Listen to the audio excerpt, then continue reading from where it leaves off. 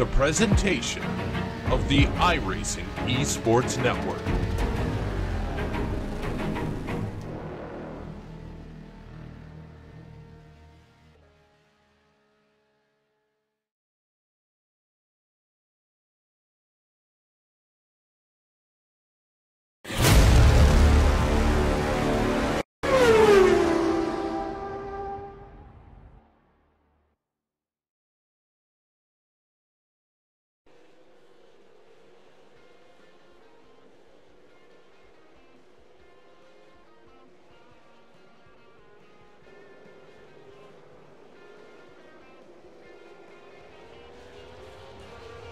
Welcome iRacers, welcome to Apex Racing TV, and welcome to the Euro V8 Supercar Race of Champions Christmas special event. And we start the first race here at Indianapolis for a bit of road action. And we've got 4 great events tonight. I am really looking forward to this. This is going to be a whole lot of fun. Alex Simpson and Marco Barbanera here for this round. And yeah, Marco, welcome. This is going to be amazing, I think.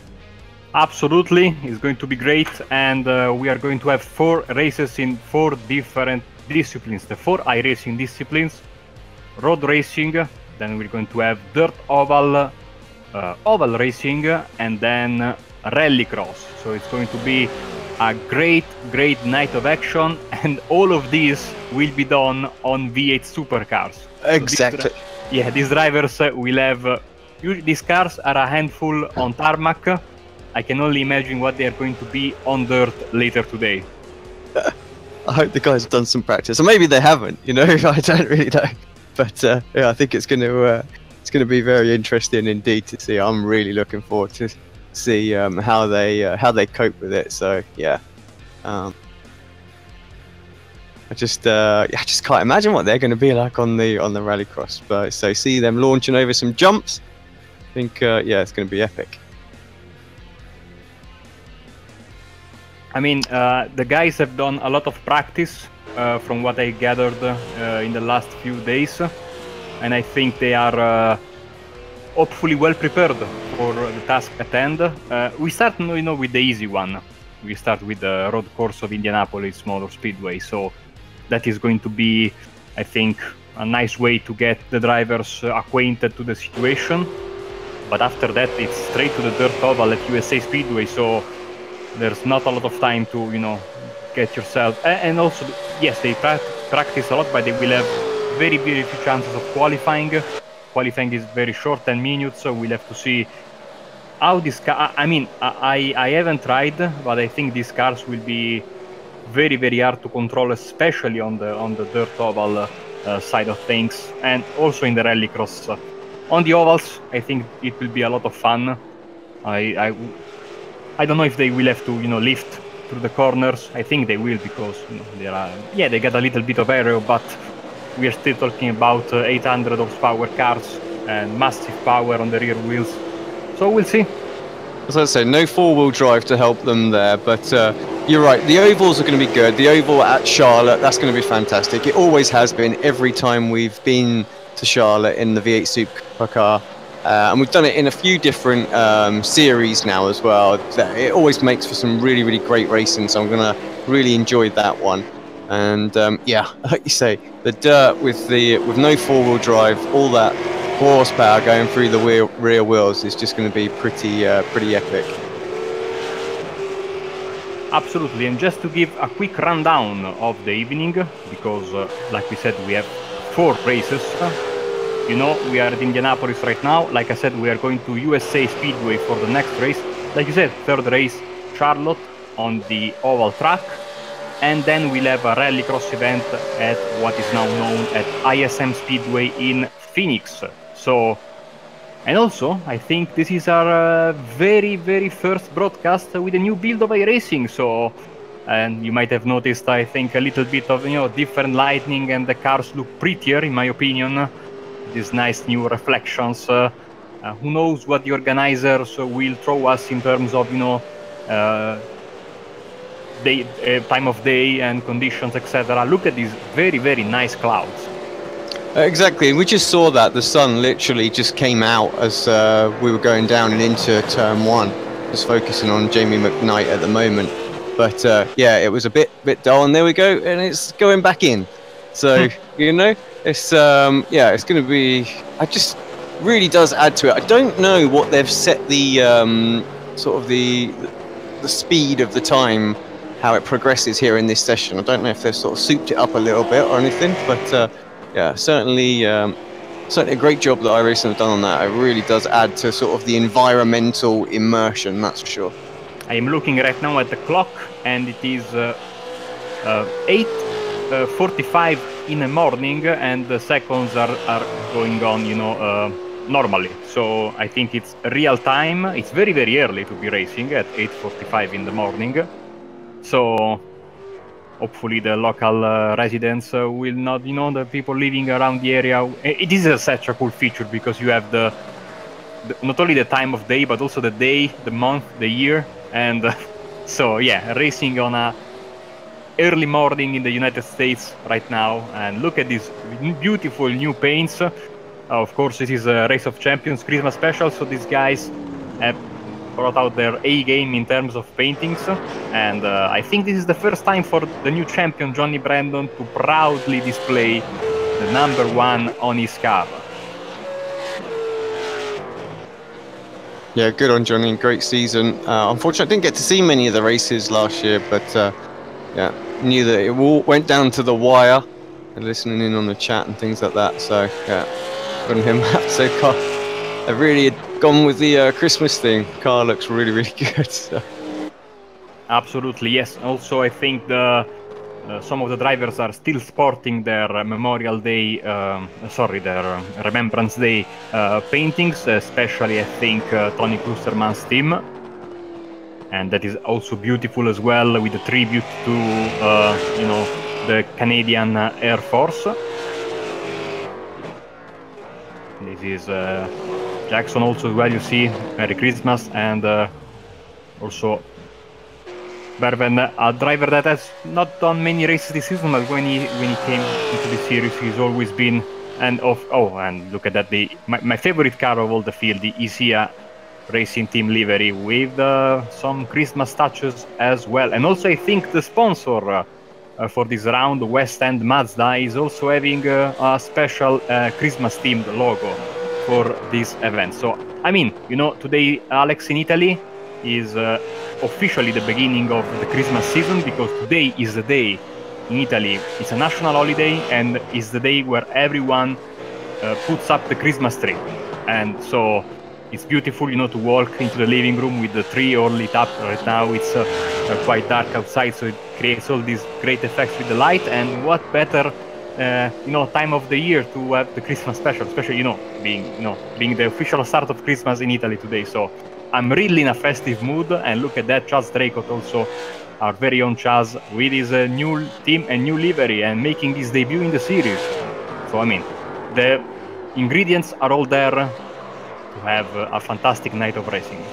Now, he asked us not to laugh at him, but the very second he comes up on screen, he decides to let it rip. So, but he's styling it out like he was meant to do that. But yeah, he didn't.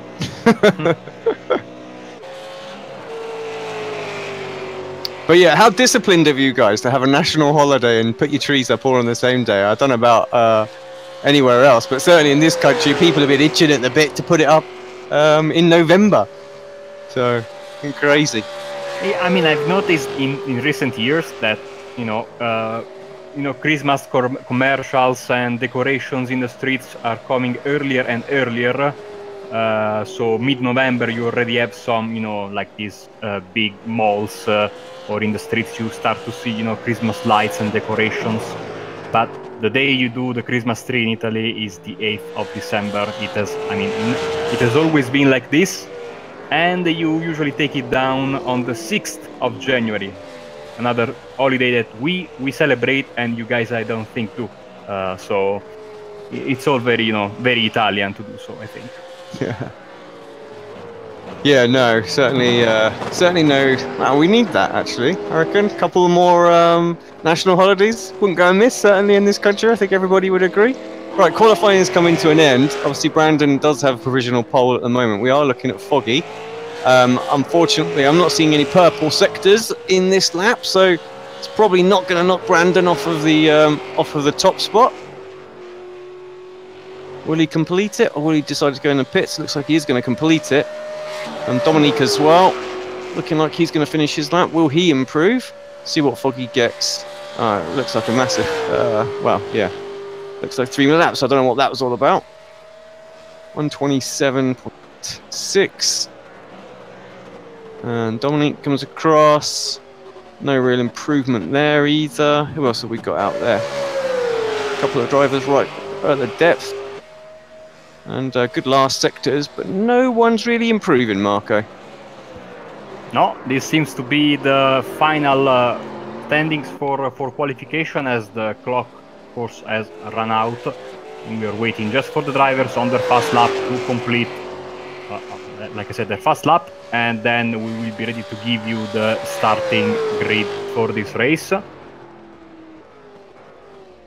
You see right now, yeah, Chris Jackson won't have time to do another lap. He got the checkered flag, so that is going to be it for him. Nice to have him back after having an hardware failure in the Laguna Seca round, and that basically forced him to retire from the championship because he had a very, very serious problem with the CPU, if I'm not mistaken. So good to have him back in time for this special event. And I think no one is left on the track except for Chas Draycott and Nicole Foggy. So session should switch over very, very quickly. Yeah, no official qualifying results are in yet. We're just waiting for them to come up, and then we'll bring the grid up. But yeah, there is 15 guys out there tonight, which I know doesn't seem like a huge amount. But I think once we start seeing them on the on like the rallycross and the oval and things like that, that track will seem quite busy. Yeah, especially since we are doing. Oh, look at that! The sun has completely disappeared for the start of the race. We are going to get used to this. And Johnny Brandon, of course, the defending champion, is in pole position. Nicole Foggy in second. Tony Klusterman is in third. Chris Jackson fourth. And McKnight and Berven Soiree boozing the two Isia Racing drivers, Woodward and Winter. Nice to have him back as well. Just Draycott, Maciej Kuziak in 12th position. And rounding up the grid in P13, we have Clyde Whiting, the organizer of the championship, Michael Frost, and Dave Jansen. So everything is ready.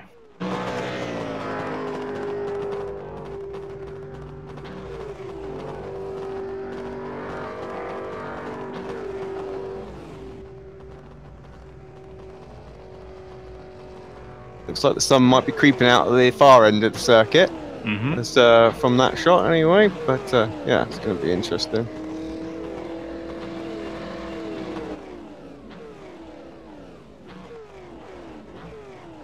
Here we go then.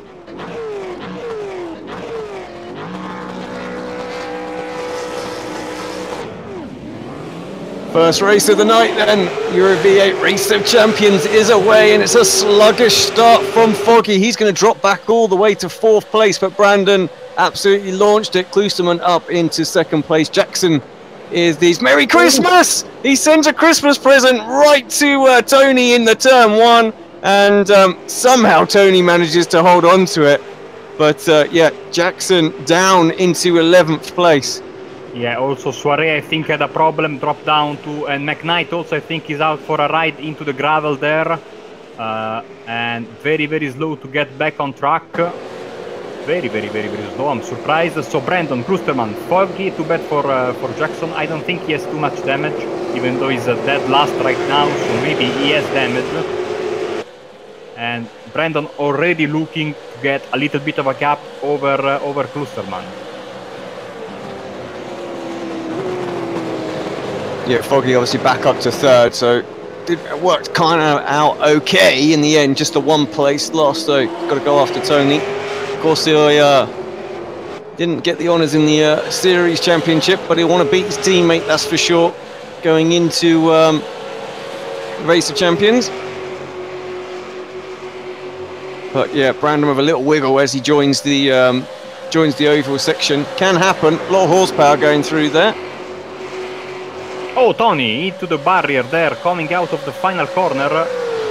Maybe he misjudged the line into the corner, and now I think Foggy is going for the move into the first corner. Very close, but Klusterman is able to keep the position. Some damage for Foggy on the left side of the car. Yeah, both drivers doing exactly the same thing there. So, but these cars are pretty hardy, so I'll carry on. I think it's just worth pointing out the drivers do have a fast repair. So, it's very, very deep for Tony. Just he's going to lose a couple of places there. Don't know what happened there. We've just missed his braking point by an absolute mile. Gets himself all kinds of sideways coming out of that corner as well. And Samuel Busen moves himself up and into 4th place as well. So don't know if that was the damage that Tony perhaps got on the front left side of the car as well, where he went into the wall. Car just didn't want to turn in. But something that Tony's going to have to deal with. So yeah, the 2 teammates are 1 and 2, as we've seen a few times this year.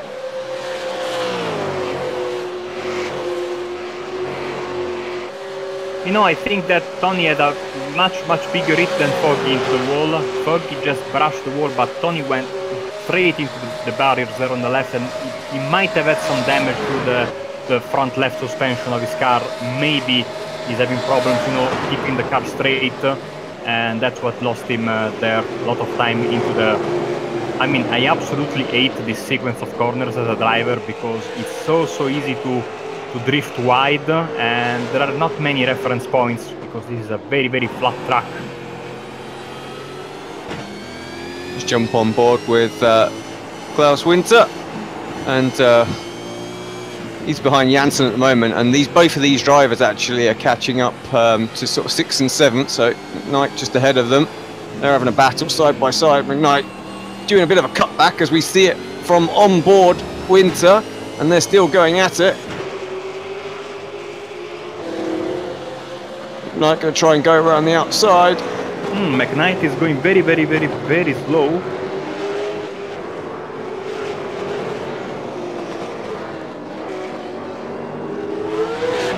Such a tough sequence of corners, this one, and then you have to get your exit very right if you want to, you know, have the best speed possible on the oval section. And we've seen the oval section is proven to be tricky even for some of the best, like Foggy and Klusterman, who by the way is now back up to P4. Someone hit the barrier. You say very that, hard. but Samuel managed to go around the outside into turn 1. Got the run in the down the oval section and main straight, and thank you very much. Back up into 4th place. So good hard battle in there. It's getting exciting at the front as well. The 2 teammates only 0.3 of a second apart. I have to say, Foggy very good through there. And then just a little bit out of shape. You have to go the long way around, but to say, Johnny leaves him room.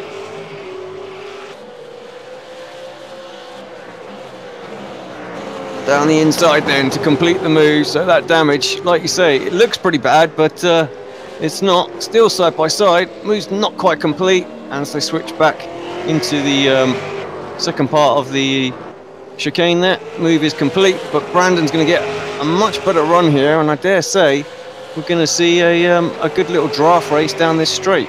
While they're side by side all this time as well, Tor Anders, he's catching up quite a bit. He's only 1.1 second behind now.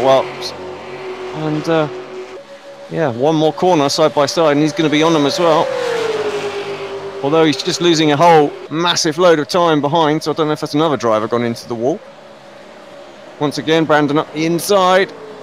Thank you very much. Wonder if they're just trying to hog some airtime here.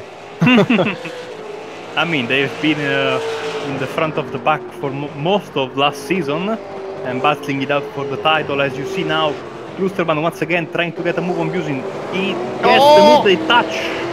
Save by Klusterman, and is able to stay in P4. But one thing I'm a little bit... Oh, look at that Busin! Oh, they touch and he's around. Klusterman saves the car once again, and Busin is going to lose several positions because look at that, McKnight, Kuzak, Jansen and Jackson are all on his tail right now because of that mistake. So little bit too aggressive there for Sander, and he paid the price for it. I'm not sure what's going on with Tony's car, but it seems to be stuck to the ground as far as contact goes today. So that's two that he's managed to survive. Of course, in that one, turn one. Oh, those tyres are goosed as well, aren't they? Absolutely. Oh, and there's a little bit of a shove as well, just to rub salt into the wound. And yeah, Samuel all the way down to 9th place now. Yeah, talking with the drivers this season, as once again Foggy and Brandon side by side, as Berben goes into the pits. Oh, don't touch, guys! That was very, very close. Foggy now in the lead, and then Brandon switches back in front. He has the inside. Now Foggy back in front of his teammate, and now Brandon in front of Foggy. Fantastic stuff between these two guys. You can see the timing towers just going nuts where they're exchanging positions as well, so you know what's going on. Timing tower obviously works on GPS, so tries to figure it out based on where they are. Roughly gets an idea of who's done the larger percentage of the lap. There's also some positions changing further back as well.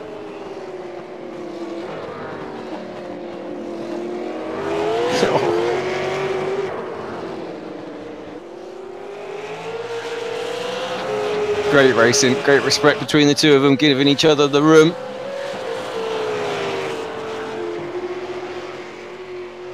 It's not the quickest way around the circuit though, and Tony now has made his way up to 3rd, so he might indeed start to close in. He's got a bit of front right damage as well, so of course he's been in the wars. Let's see what the lap times are of the leaders. They crossed the line, they did a 1:30.3 roughly. Tony a 1:28.7, so at that rate he'll catch him up relatively quickly if they continue to battle like they are right now. Now I was a bit confused because Johnny made the switch to Ford for this season and won the championship with a Ford. Now he's driving an Holden, but I think it is because they didn't want to do the paint twice. Because hopefully, because Johnny said that changing to Ford has been the master stroke to win the championship, and he only changed to Ford because he was complaining that there were not too many Fords on the starting grid last season. So I take a little bit of credit for his championship win. Yeah, well, there you go. But yeah, it does make sense that they didn't want to do the livery twice. And of course, for anybody who doesn't know and just thinks, well, why is everybody not running the Ford? The cars actually are identical, aren't they? Physics-wise, so it's just the outer shell that is different. So what's good on one should be good on the other. Exactly. Setups are interchangeable. The physics are exactly the same. But the Holden is the newer car, so I think people, even I am a Ford fan and I have the Holden because all of my teammates have the Holden. So. For the Bathurst 1000 that we never did in the end, but the purchase came through. Later it came useful because I have been commentating this series for the past 6-7 months. So in the end, they were not wasted dollars.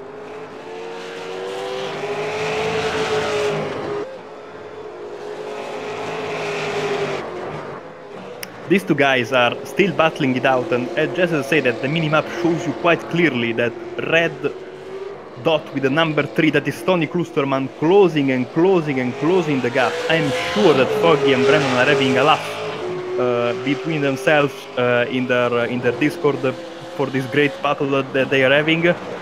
but they have to be very careful because they keep battling very, very hard and losing 2-3 seconds per lap. And look at that, Tony with a damaged car is coming to get them. It's one thing I do enjoy when you're racing a teammate like this. You know you're always going to give each other a little bit of room, and yeah, you just have some absolute epic battles. Got to switch away though, because there's another couple of teammates having a go at each other right now as well.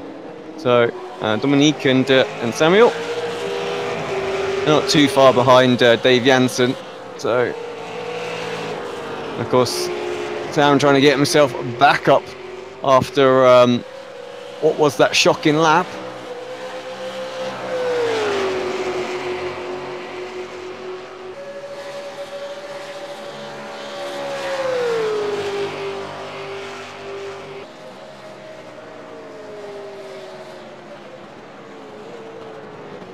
Little bit of a problem. Oh, look at that, Charles Draycott.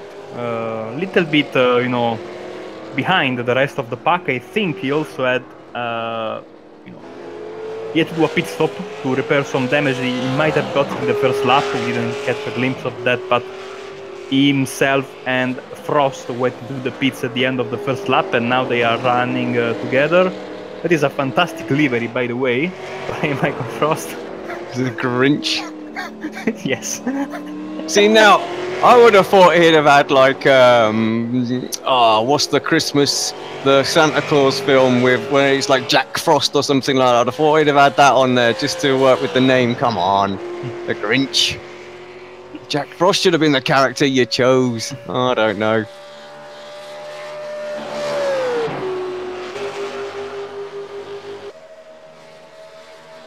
Clyde and Winters here, having a good little battle.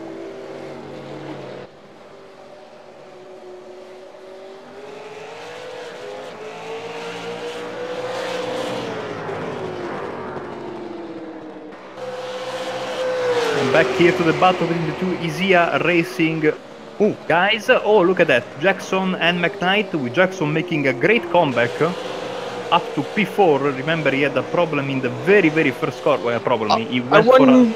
Yeah, I wonder if Jackson got a slowdown penalty. You know what the slowdowns are like on the first lap as well. You know, it takes forever to serve, and I wonder if that's why he had to come so pretty much to a halt. And you do get one going into turn one. It's quite nasty, and I'm guessing that's what pushed him all the way to the back. So yeah, great recovery so far, and that's a good move on McKnight, who's having a good race himself.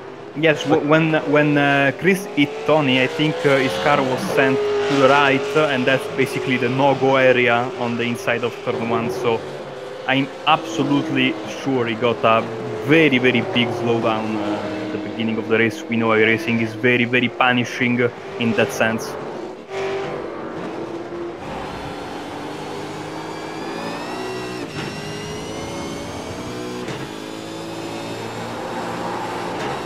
On board with Tony. Maybe we'll go for a lap on board.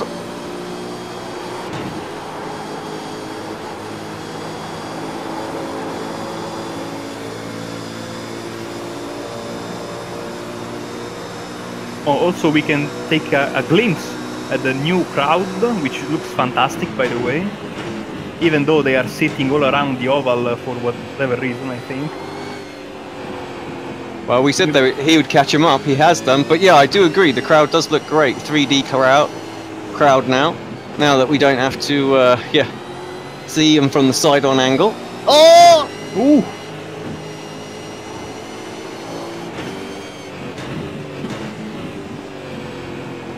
So you just got to be patient here.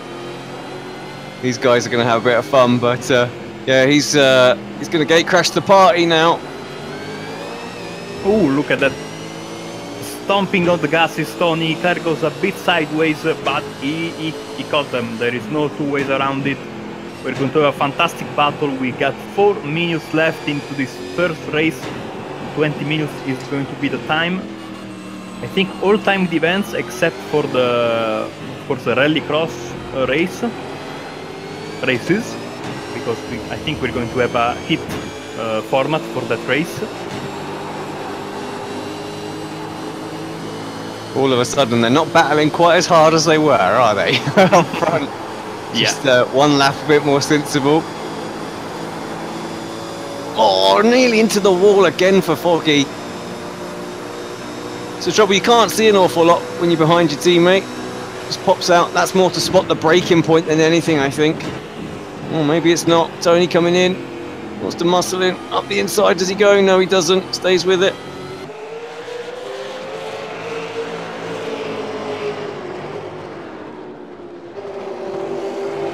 I think we can say, Alex, it's officially a three-way battle for the win now. I think you're right.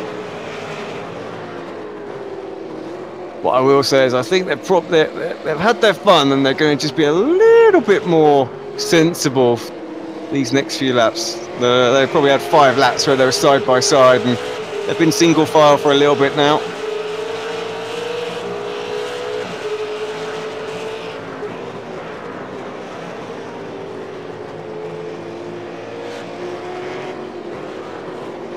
I think we're going to have maybe this lap and one more, maybe 2 more. We'll see. They are lapping in the 28s, something like that. So maybe 2 more laps after this one.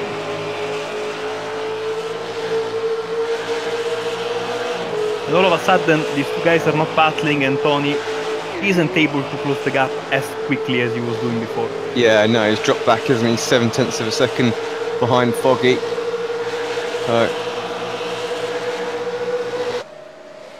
And Foggy losing a bit of ground. Losing a lot of ground actually to Brandon, and Klusterman is all over his back. Maybe brushed the wall once again, because yeah, he lost a lot of time there.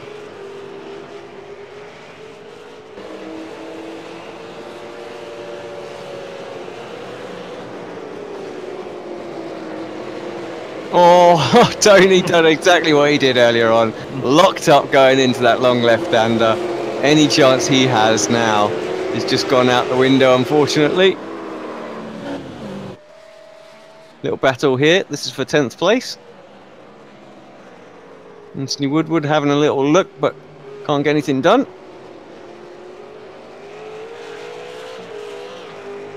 Yeah, Berben also had to go to the pits because of damage earlier in the race, so that's why he dropped all these positions. Also Woodward, of course, teammate of Klusterman and sporting that fantastic livery.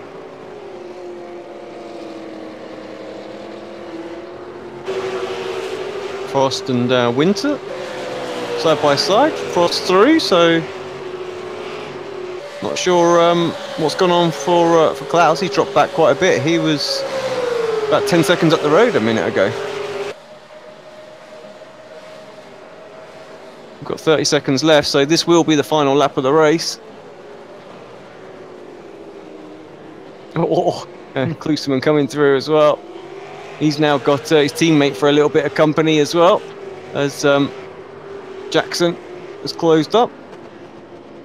Showing good pace as Jackson. He's the one doing consistent sort of low 28s at the moment.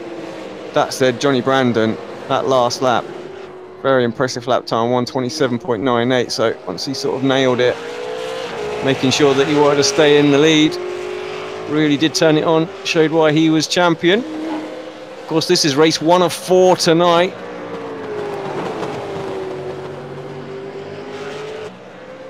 Next up is... what we got next up? Marco, which one is next? I'm trying to remember now. USA Dirt. Ah, USA Dirt. That should be interesting.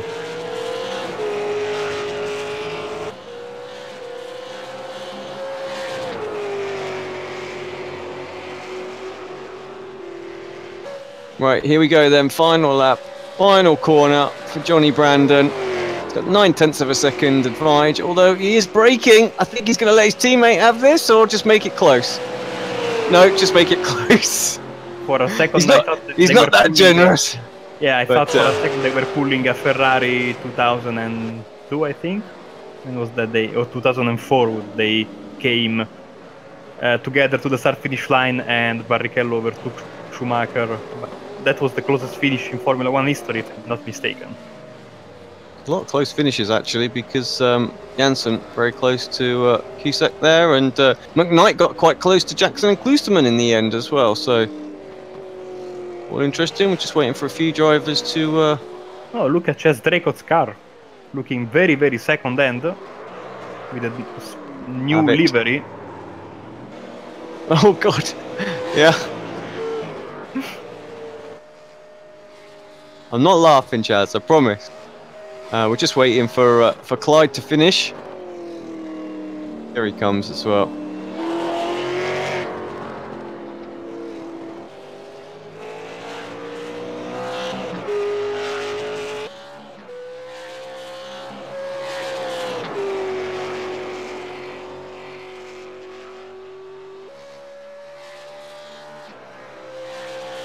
Final corner then for Clyde. Brings it home.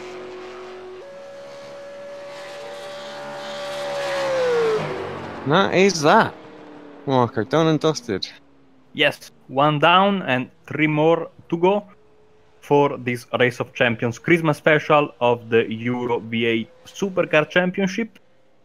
And we stay, of course, we will be in the United States for all 3 races. So as the drivers pack their bags to Florida, we give you the final results with Johnny Brandon, the race winner over Nicole Foggy, then Tony Klusterman, Chris Jackson, and JB McKnight in the top 5. Then a big gap to Maciej Kuziak, Dave Jansen, Tomic Suarez, some Busin Desia drivers, Tor Anders Berven and Anthony Woodward, Clyde Whiting in 12th, and Michael Frost, Klaus Winter, and Chaz Dracot. Now, I haven't got a wheel to spin, which is very disappointing. They're all having the fun out there, and they've given me no enjoyment whatsoever. But yeah, because we've got a full reverse grid for the next race, of course. And yeah, we'll bring you sort of provisional standings after the break. But yeah, so it's going to be about a 10-minute break between the sessions, and then there's another 10-minute practice session. So we're going to nip away for about 10 minutes, and then we'll be back for that one, of course, straight into the practice, and we'll watch and, like I say, we'll update standings and things like that. But yeah, what a great race that was for Brandon and Nicole, showing why they were so strong so far this season. But stay with us here on Apex Racing TV and the Euro V8 Supercar Race of Champions. We'll be back for some dirt action in the V8. Just sounds crazy. Merry Christmas, everyone. We'll see you in just a second.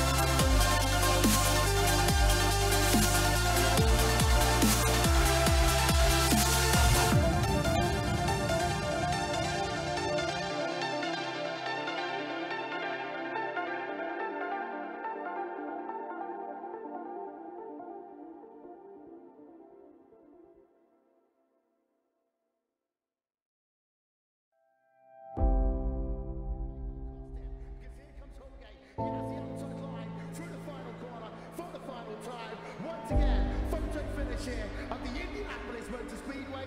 Will it be Tim Hogan? It's going to be Christopher DeMary at the line.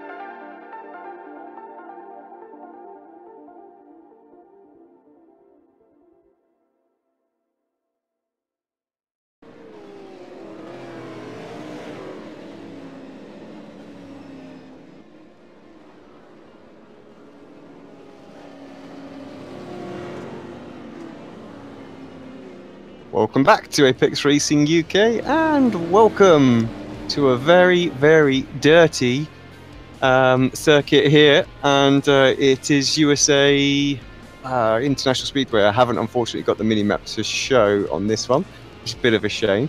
But yeah, Marco, this is going to be different. Very different.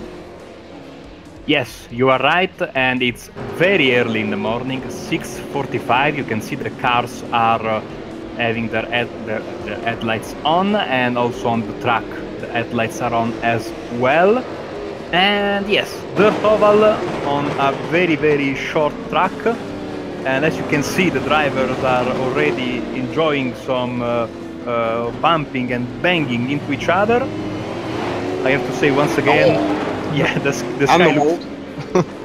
the sky looks fantastic, and it's going to make it very, very interesting to understand the conditions of the track, because I don't think there's ever been a dirt race in iRacing with this kind of early time of day, because the one thing you have to do it is, you know, you have to search for the right kind of surface when you are driving on this kind of tracks. Now, of course, these cars are not particularly suited for this kind of racing, but still the principles apply as well. You have to search for the tacky part of the track. So usually, and looking at the session, we are having 50% track usage, so the track is, you know, halfway to becoming you know, basically, I wouldn't say undrivable, but extremely slick. So drivers will have to take a pick. Do I want to aim for the inside, or do I want to aim for the extreme outside of the track? Now, usually when you're driving, let's say a street stock or a, you know, a late model, you want to go down on the inside, hug that inside wall as close as possible, because as you can see from the cameras in a second, there will be a very, very, very small section of dry racetrack there at the bottom. You can see clearly from this shot. Or, but usually in downforce cars, like for example the sprint cars, we want to go on the outside. And of course, on the outside you are going to have the wall, which is very, very close to you, and it's going to be extremely difficult to control the rear end of the car without bouncing into the barriers. But as the more the race goes on, and this is 20 minutes, so it's a long time, the more the dirt will push on the outside onto the outside wall and forming what it is called a cushion, and that will basically work as some kind of an impromptu banking. And expert drivers will go as far outside as possible, put the two outside wheels on that part of the track, that, you know, that cushion that gets bigger and bigger every lap, and it can really propel you towards a great exit from the corner. So yeah, that is all good and all true in theory, but with the V8 Supercars, I have no idea if it's going to be right or not. Well, it could be completely different, that's for sure. So I think just keeping it pointing forward is going to be the main thing. All that power, slick tires as well, of course. You know, no grooves or any tread or anything to bite into that dirt, as you see. Samuel just giving it a little bit coming out of the corner, and sets the time. But yeah, you'd be surprised how close qualifying is right now. Just to bring the intervals up. That's how close qualifying is. Would you believe it? So I know it's only 2 corners, I know it's a short track, but still, it's quite a unique. Clearly people have been practicing this far too much.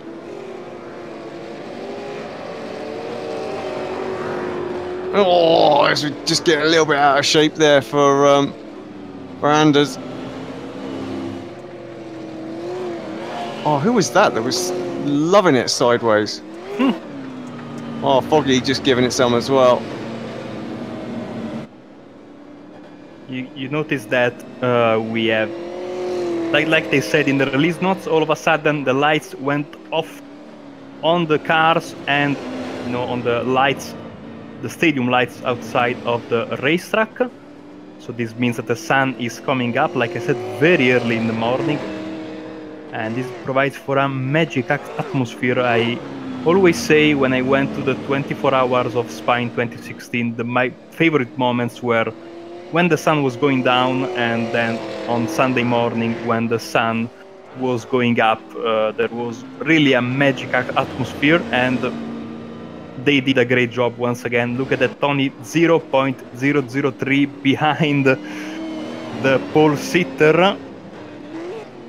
Well, just keeps smashing in better times, does Foggy at the moment. So he's definitely just almost Scandinavian flicking the car into the corner, isn't he? Just to get the rear wheel, get the rear of the car around, and he's just using the loud pedal to do the rest of the business. And I tell you what, it is working an absolute treat, because he's now got a tenth and just over a tenth and a half advantage on the top there as well. So, he hits the wall. That's going to be that for her. But yeah, I wonder if a few people are going to spy what he's doing and try and do the same thing, because yeah, it's working quite well for him out there. Klosterman, a very sort of orthodox style there, just sort of sending it in. Got a green first sector. He does improve. Went purple in the first sector actually, and that has indeed taken him to pole position as well. So very, very good lap. First driver into the 27s. That's something for Foggy to go. He's on his way out again, so he's going to need to. Oh, it looks so good sideways. That's something he's going to have to improve on. Just drifts out a little bit wide, not the line he would have wanted. Tony doesn't improve on this lap. Checker flag is out, so this is going to be the final lap for Foggy. I think maybe he didn't make it either, because he seems to be going particularly slow. So that could be it. I can't really see anyone else putting it in there, but all of a sudden, the cream has rose to the top, and first and second drivers that we're used to seeing there, but Johnny Brandon a bit further down, so not enjoying the dirt out there. Come on, Johnny. Maybe he wants a bit of fun coming through.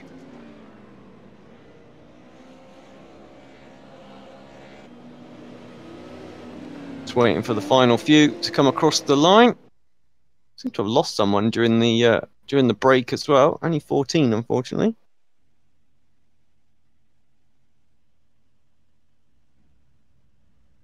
Right, Marco, the grid is over to you. Yes, it's Tony Klosterman on pole position in front of Nicole Foggy, and a great qualifying from Dominic Soirée and Klaus Winter, third and fourth, and Buzyn and Berven. Brandon and Jamie McKnight, 7th and 8th, and Chris Jackson, Clyde Whiting, Maciej Kusiak, Anthony Woodward in P12. And rounding up the grid, it's going to be Chas Draycott, Michael Frost, and Dave Jansen, who hasn't set a qualifying time, but hopefully he will take part into the proceedings here at USA International Speedway, a racetrack that has been for many, many years, as the pace track is on the track, many years a testing ground for the Sprint Cup teams, the NASCAR top level teams, because they were banned from testing into the tracks that were part of the calendar. But sadly, the track doesn't exist anymore, so it is being preserved in virtual form forever on iRacing. Yeah, good show. Everyone struggling just to get the car going there by the looks of it. Lots of wheel spin, but in the end, Tony away. Wow, this is going to be hilarious. I think we're going to need a very wide camera angle for turn one, just to see what's going on. Might even be better off up in the blimp, just to see how it evolves. Pace car, or truck, as it is in this case, is about to duck on in.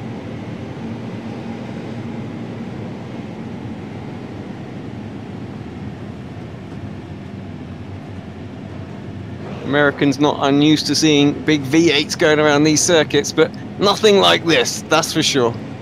Absolutely, and the pit lane is different compared to the normal version of USA, so it's going to be extremely tricky to get into the pits and do that fast repair. basically you have to take a hard left into the front stretch, and with this car on this track, not easy. It's not even easy to do this in regular dirt, proper dirt racing cars. Second pace lap is about to end, and the pace car, or pace track, I should say, about to dive into the pits. Now who's going to lose it? Just launching it. Oh, you can see a couple having a bit of a wiggle. But actually, it's all good at the front. Foggy trying to go around the outside. I can hear some contact further back. So some cars into the wall. Someone wall riding. Might not be a bad idea. And caution is out. Oh God! Oh. I didn't know we had cautions, but we have a caution. The field is frozen. Who is that that got literally buried into the wall? I think it's Kujak. Or Soare, Yeah. no, it's Soare. So the caution is out. Promising start to the race.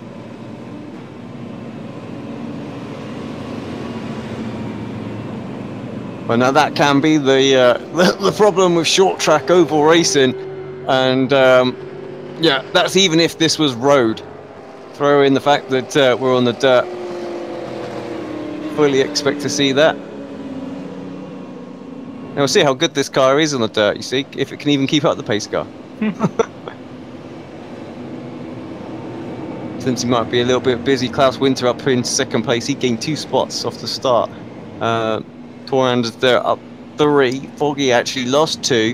Guess he just took a bit too much speed going into turn 1.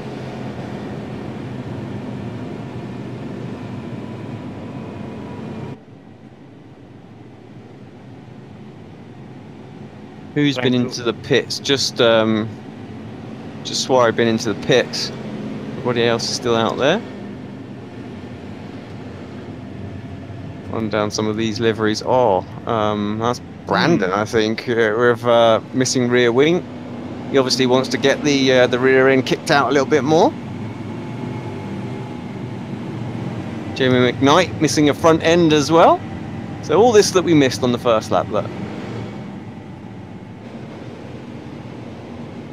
Yeah, there was in the back. I think from position 6 and backwards there was like proper 5 wide at a certain point, I think, and that doesn't bode well, especially in this situation.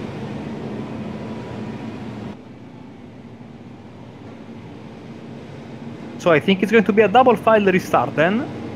Leader on the inside. So I guess we are going to have lucky dogs as well, which means that the first car 1 lap down will get the lap back when there's a caution. Yeah, that'd be good. Keep the drivers in there. Just hope they're aware of that, so they know to stay out and things like that. Not that anybody's going to pit in, are they? Here we go then. Round number 2. Oh! Both cars just getting a bit sideways there as they're trying to put the power down. But Klosterman again, good into there. Klaus trying to go around the outside. You've got Tor and Foggy in the background. Brandon trying to hold off Buzen, who's trying to go around the outside at the minute. Foggy still intent on just giving it large, I think, and enjoying himself out there. Oh no! That's going to be another safety car, I think. Caution is out once again. Johnny Brandon has been turned, I think, by... I think it was Sam Buzin. I think it was Buzin. On the front stretch. I think too much power from Buzin there. He lost the car momentarily and he hit Johnny Brandon there, turning him around. Caution is out once again. Jimmy McKnight has got some big damage to his car, I think. Losing the entire front. Well, no, he's missing the hood, which is good for, cooling of the engine. I think it's going to be quite clear the drivers are going to have to get the moves done in the first couple of laps. Although, I think, we get it going. We might just get it spaced out a little bit. We might stay caution free until the end, but when they're so tightly packed, I'm not surprised that we've had a couple. Just any little mistake is going to get amplified with all the cars around them. This is what I said in the first race. I said 15 cars wouldn't seem like a lot in that race at Indianapolis, but come the dirt and the rallycross and things like that, it was going to be yeah, very interesting. And of course we close with a race at Charlotte on the oval as well. That's going to be just as exciting. Actually, that is the next one. We do oval, and then back to rallycross in Phoenix. So shows what I know. I think Charlotte is going to be a bit better, even though we are going to have massive speed on that oval because 1.5 miler and very quick kind of 1.5 miler as well. Problem with this space track, I don't know. It has the lights; they are very dim, but they are still on, as you can see right now. But when they are double file, it means that is 1 lap to green. And yeah, the lights are now off on the official iRacing pace track.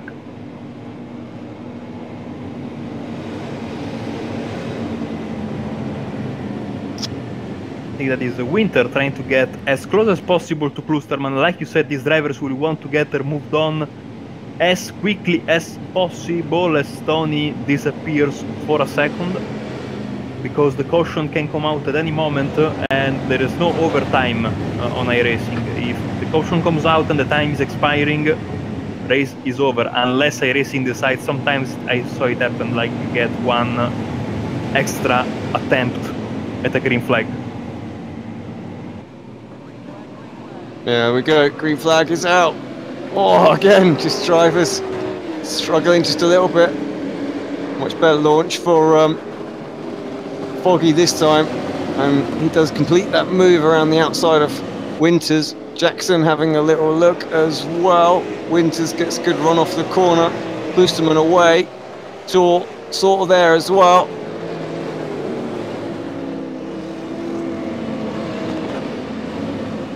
Samuel as well, trying to move forward. He's got Chris Jackson, Jamie McKnight, Chaz Draycott. He's just tucked up behind them. He's up 5 spots as well, so he's doing well. Oh, there was side by side. This is the longest green period we've had. Don't want to curse it.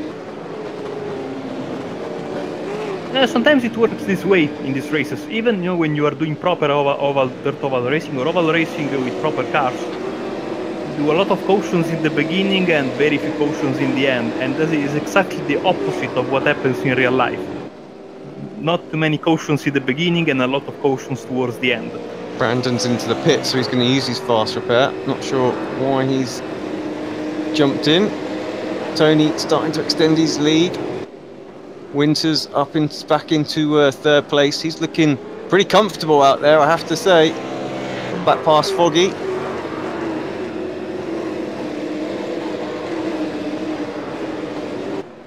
Foggy just wants to have some fun out there and get his drift on. Yeah, he's enjoying himself. Oh! Contact between the leader and Johnny Brandon.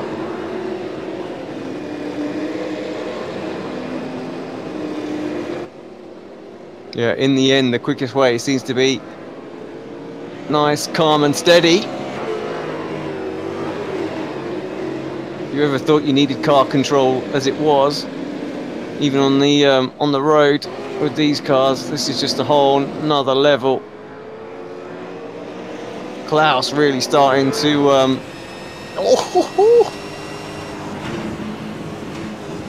put a bit of pressure onto Door here. I just listen, so patient, very high on the gear, just to try and get some momentum. He's running around in 3rd and then down to 2nd mid corner, and 3rd coming back immediately as he goes on the gas pedal. He puts the car into 3rd to limit the wheel spin, I'd imagine. Great shot from on board. See 2nd. And now up to 3rd as Jackson and that is Foggy having some fun with some using right behind them. Look at Foggy. I mean, Foggy driving like this could be a nice oval racer, a dirt oval racer, I think. That's it. Yeah, we you know. He's got the moves. As I say, it's just kind of second nature for him to throw it in there. I love that. Just needs the traction and the grip. I think that's the problem. There's the potential there, but he's kind of having to get out of it because obviously all the traffic around him. So we saw in qualifying that it can be quick.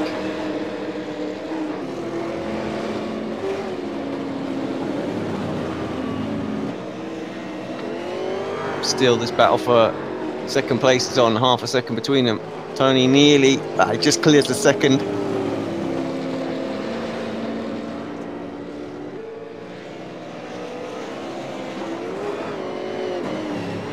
That behind them is, of course, Johnny Brandon, so he's a lap down. Oh, of course, yeah. At least. One lap down here, so if a caution comes out, he will be back on the lead lap. But as you said before, it's going to be tough to get a caution now because these guys are now spacing out just a little bit, you know, getting themselves acquainted with the track and car combination. So I don't know if Johnny will have the opportunity to get back on the lead lap. Knight trying to go for a move here as well, from Samuel, and around Jamie deciding the high line is the one for him. Of course, you get a decent run off that corner, but didn't happen that time. Oh, collide just into the back of Kushak. We stay green as they go side by side with that is Woodward right behind them. Will he make it 3 wide as they go into the start-finish line? Almost, as another lap is in the books, lap 20. We are 8 minutes away from the checkered flag. Some damage for Ant Woodward. You see the front of the car missing the hood as well. As Tony is getting run down by Berben, 0.7 of a second right now.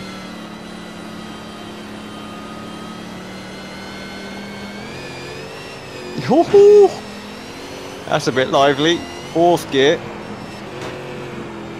You got to give it some, haven't you? If you're going to close up, you know, there's a lot of speed that can be had. It's just trying to put as much of it down as possible.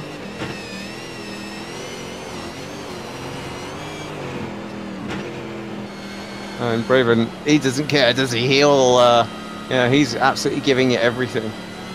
Good committed driving. Totally different gears to what I think Winter was using earlier on. Oh, hold it, hold it, hold it. Also, I think he's from Norway, so maybe he's got some experience driving in the snow. Who knows? Yeah. It's just like normal driving for him.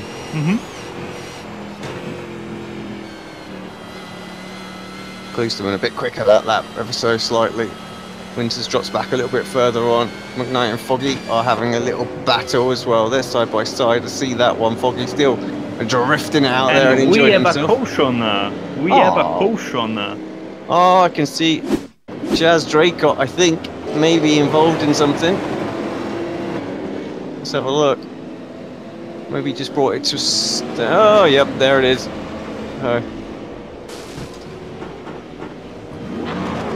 He tried to beast the beast, and it didn't happen, and that was the leader that hit him as well, just to help him get going again. No, one thing that you have to, you know, luckily these guys are not going very, very fast, because one thing that you notice immediately, a mistake that everyone does, myself included, when you are starting out on dirt, is that when a caution comes out on the oval, on tarmac, the natural reaction is to, you know, push the brake pedal to scrub some speed off, no?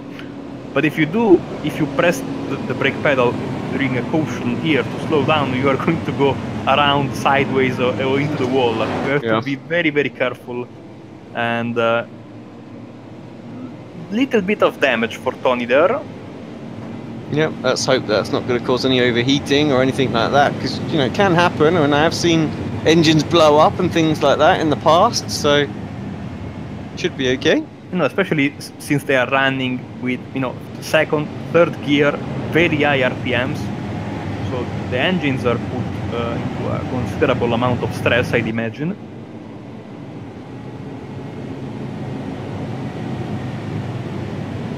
We should see Johnny Brandon come around these guys to get the lucky dog any moment.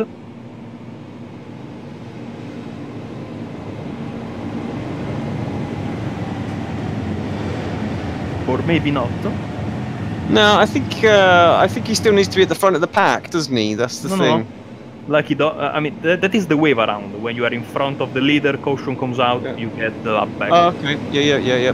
But I think he's still in the pack, so maybe the lucky dogs are not available for this race.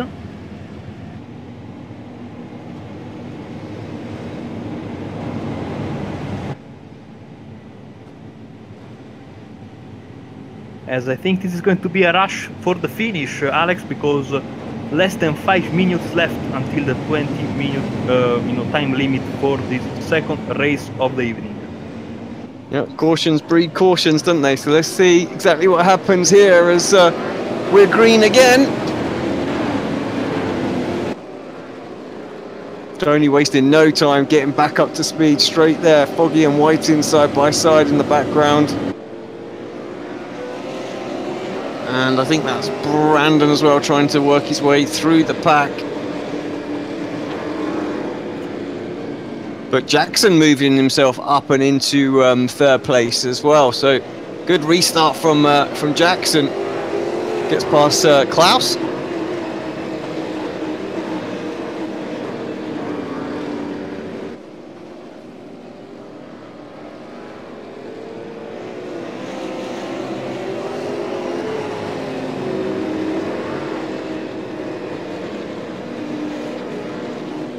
I expected to see a caution almost straight away, but it's not happened. Klaus trying to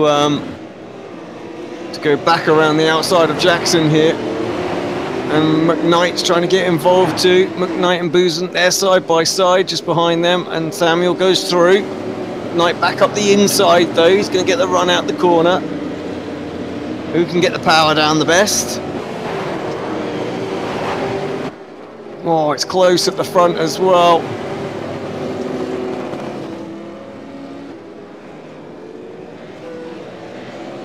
Oh, Dog giving it some. He is absolutely loving it right now. He knows he's got to be full commitment.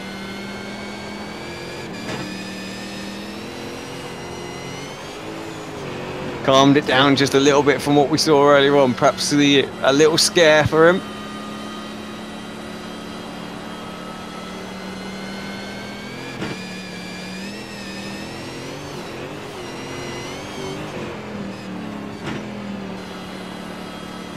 Tony looks in complete control of his car, doesn't he, at the moment, I have to say. Even though he's got that, picked up that damage, it's not really affected him at all.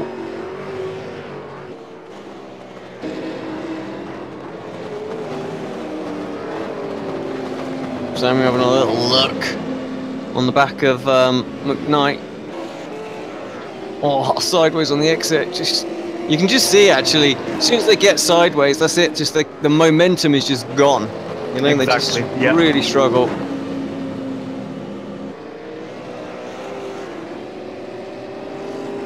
One minute and a half left in the second race of the night. Mr. Van Werven, Winter, Jackson, McKnight in the top 5 here at USA International Speedway in Lakeland, Florida. Yeah, Winter's got back past Jackson as well, didn't he? And yes. Good job. Klosterman just puts the purple sector in there as well, sector 2, so he's finding what he needs right at the end to pull away. He's 1.18 seconds clear now and really enjoying himself out there. It's very, very unique. Of course, this is, if people are tuning in thinking, what the heck am I watching? This is the European V8 Supercar Series and it's their Christmas special. We've got 4 races tonight, Race of Champions. We started off at Indianapolis on the road circuit. We're here for some dirt oval. Then we're heading to Charlotte for the for a road oval, and then we finish it off with some rallycross. at Phoenix, and that is all in the V8 Supercar. So we've got a couple more absolutely fantastic races coming up. Right, 15 seconds to go for Tony. He's going to squeeze another lap in.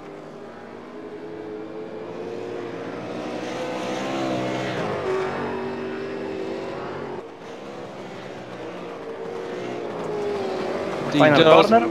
Yeah. So Thor gets a little closer on the final lap, but it's not enough. Kloosterman comes across, takes victory. Thor in second, Winters in third, Jackson in fourth, McKnight's going to come across in fifth. Then it's Samuel, Foggy, still loving it out there. Brandon as well in the background. Have it, boys. Then it was Clyde, followed by Woodward. Woodward also having a bit of fun. There you go. That's how you do it. They should have done that all race. It would have been fine. And the race winner into the wall, but it doesn't matter right now because race is over and everyone is crashing. I mean, they still have 2 races left, but there's going to be a little bit of a rest period between this event and the start of next season. So might as well smash the car. Yeah, no bills to pay, fortunately, so it's all good. Go for it. And here we go with the race results. Here from USA International Speedway, Tony Kloosterman is your race winner in front of Thor Anders Verven and Klaus Winter. Chris Jackson is in 4th.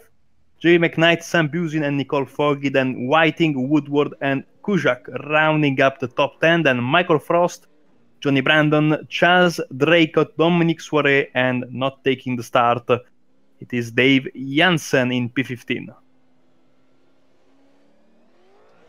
Yeah, have a good little race. And I think, I'm just looking forward to see how it all pans out. I think the next one will be interesting. Of course, car's much more suited for that, but, you know, the Oval. And like I say, I've seen some great races. Charlotte Oval as well, so that should be a really exciting one to watch.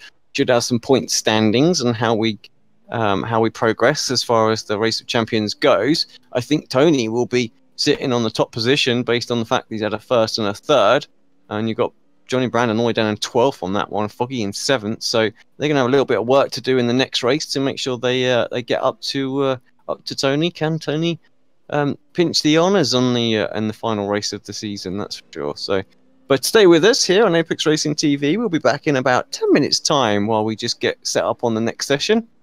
Like I said, Charlotte Oval. Thanks, guys. Get 'em out.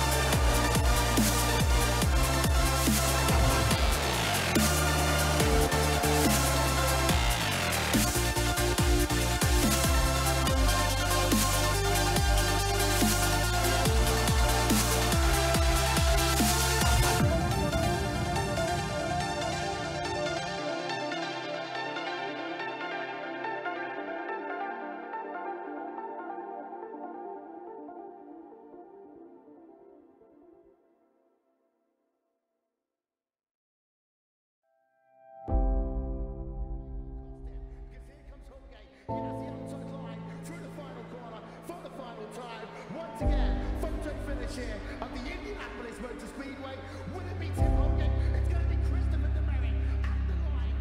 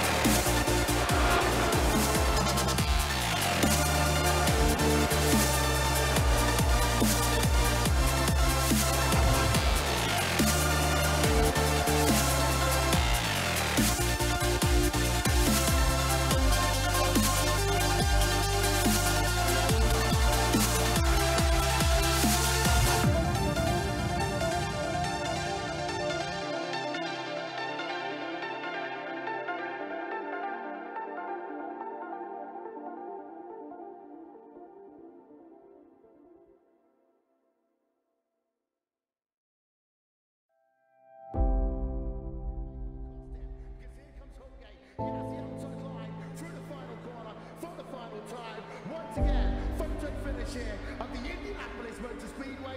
Would it be Tim Hogan? It's going to be Christopher DeMary at the line.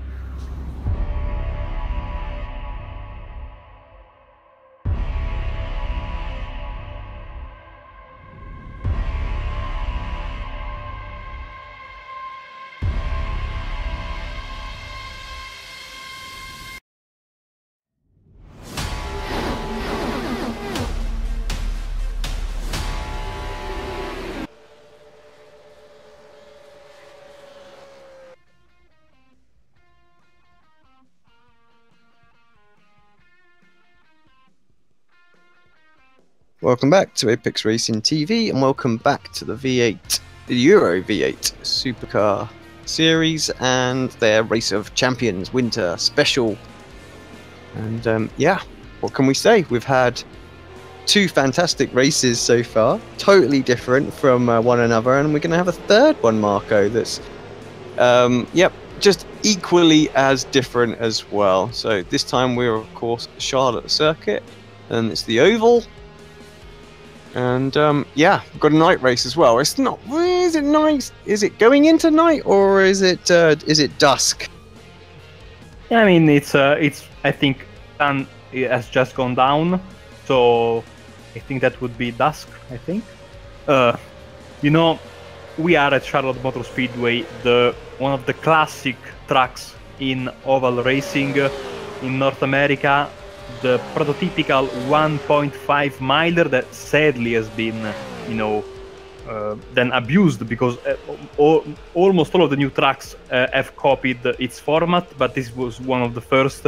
And of course, it's unbelievable to say this, but this is the old Charlotte Oval, because in this build we had the new one. Temporarily we only have the road course, but it will be upgraded soon enough to the complete version.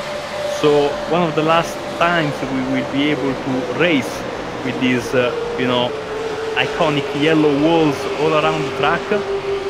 And it's going to be another 20-minute race with potions in effect, of course, and the double file restarts at night. Very, very fast oval, I imagine, with these cars. And I think the drivers will be very close to one another, especially after the restarts. So it's going to be... They have got to be very, very careful, I think, because there can always be the chance of a big one, especially since these drivers are not used, I think, to this kind of racing. So, but it only takes one mistake, especially coming into the corners or in the backstretch with that infield wall so close to the racing line. Cars can bounce, hit the wall, and come back onto the track. So, gotta be careful, as I think we have also the updated championship points, Alex. Yeah, just looking at them now, I'm not 100% sure on that, because right now it's saying Tony's on 0 points.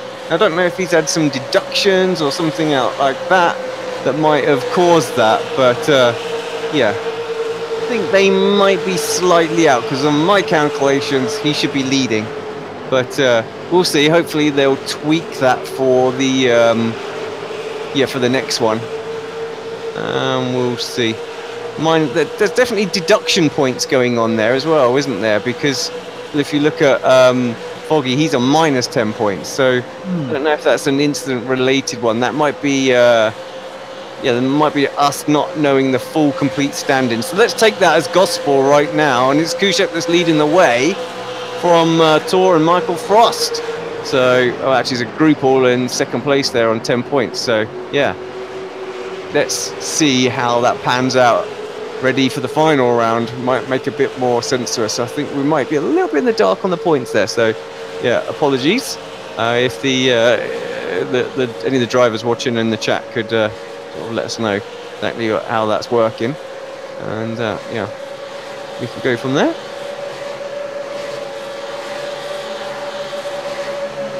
So, 1 minute left in qualifying. Johnny Brandon is in the provisionary pole. Another thing that is, you know, not very, very common in racing, especially. We are qualifying all together on the oval, which is what happens in real life, by the way, except for Daytona and Talladega, where they do single car runs for obvious reasons. They tried the multi-car qualifying in Daytona a few years ago. It did not go well. So Johnny Brandon is in front, Kushak and Winter second and third. Berven, the surprise of race 2, is sitting in P9. For the new guys or untrained or people who don't know much about oval racing, yes, we are still running in circles toward the left, but it is completely different from what we just saw at USA Speedway. The grip is immensely higher, of course. Speeds are much higher as well. And of course, this kind of race would never be sanctioned in real life because we are having right and drive cars running counterclockwise on an oval.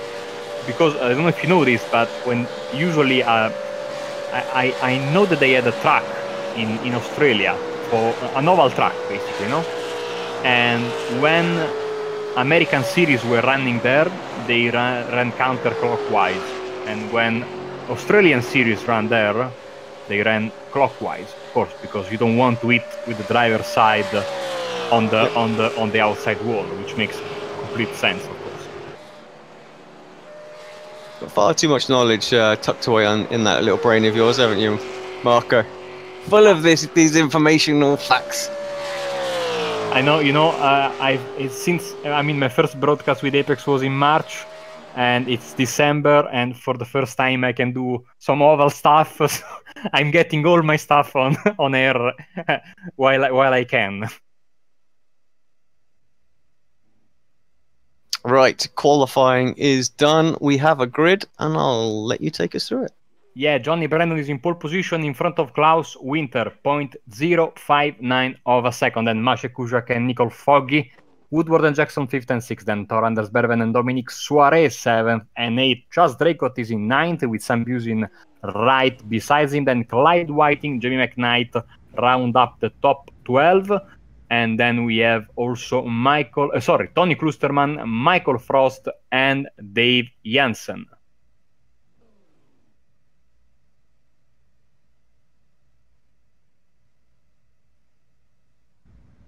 So we are getting ready. Nice crowd in hand, of course, for this race. A rolling start, like we had for the Dirt Oval race. Only one pace lap this time around, and of course, the beautiful Mustang. So we have a Ford, finally, in this event.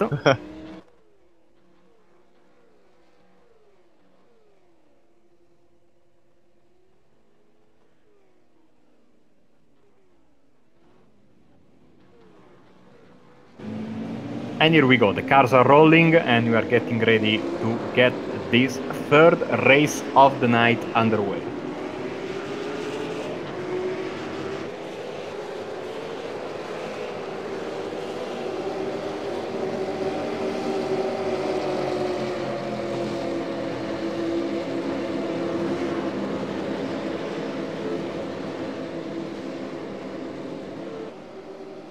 I think we'll see some great racing here. I'm really looking forward to this, actually. Yeah, I agree with you. It's going to be, I think, interesting to see if they will be able to run in a pack or if the dirty air will cause the guys to spread out. And of course, I'm curious to see how these cars will behave mid-corner.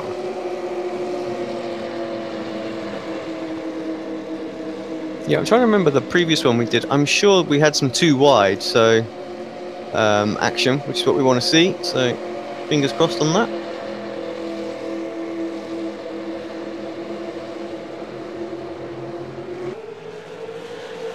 Here we go then.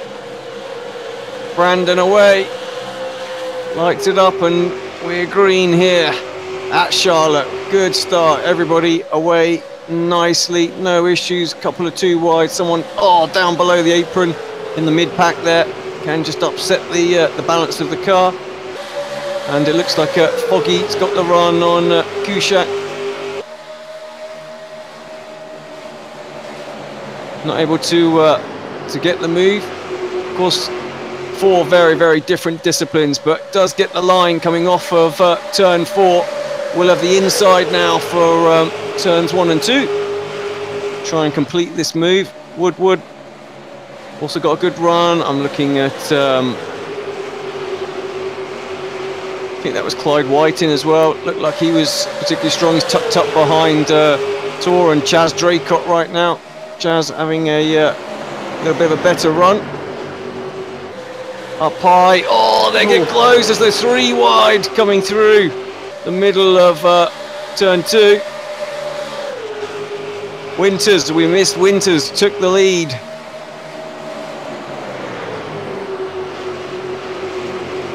It's from Johnny Brandon.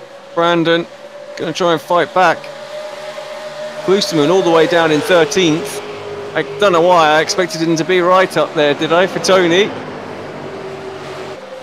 Of course, he is Canadian, not American. He's not going to know these ovals quite so well. It's interesting to see, Alex, how long will the tires last, because they are doing an exceptional pace. Oh, Winter disappeared for a second, now he's back, now he's disappeared again. This is not what you want to see on an oval, because you are so concerned about that car disappearing that you are not focused on the race, and sometimes it can be very annoying and, you know, causing you to hit the wall or slow down. And yeah, that is not what you want to have in an oval race.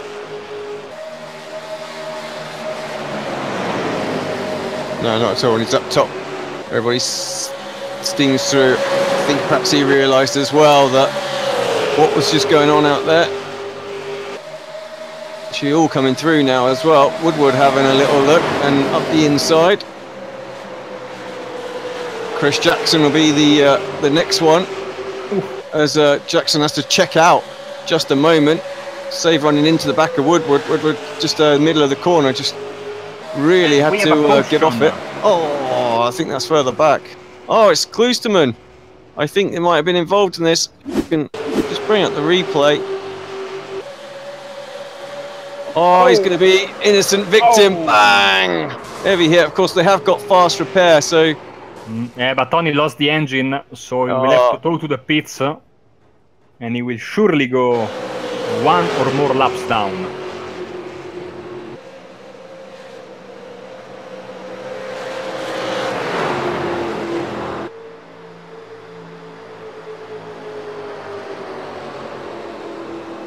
So it was nice racing, I have to say, and there was a little bit of a gap between the top 5 and the rest of the field, honestly.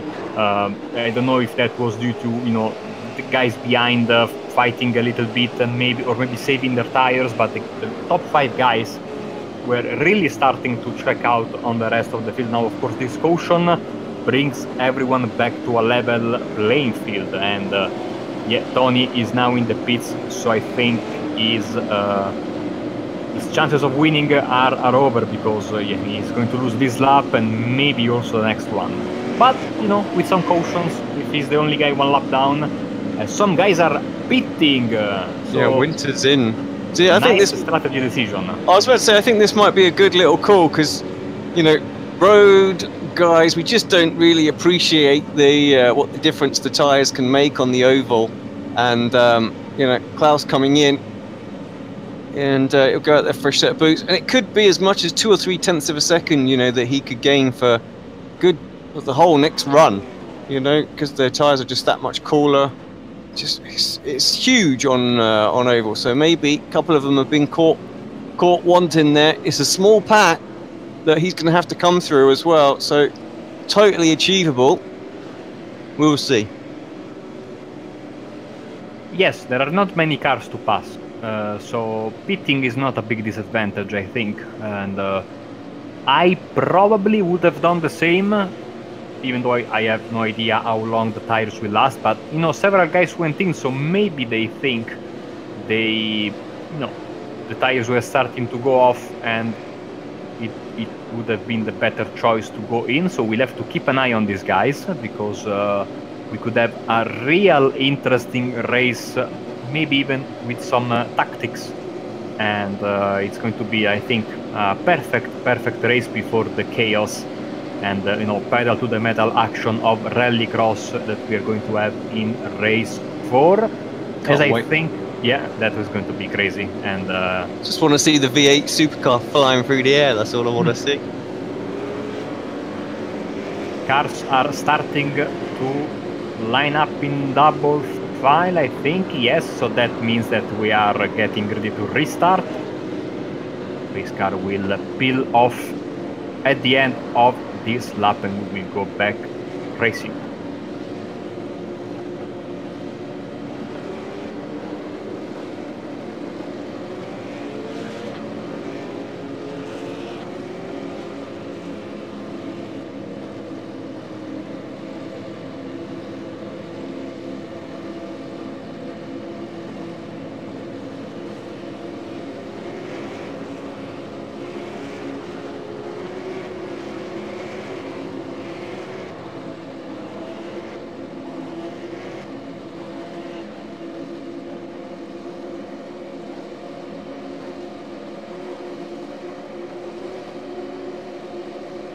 Johnny backing up the pack so he can get a good run. I'm sure they're going to count it in.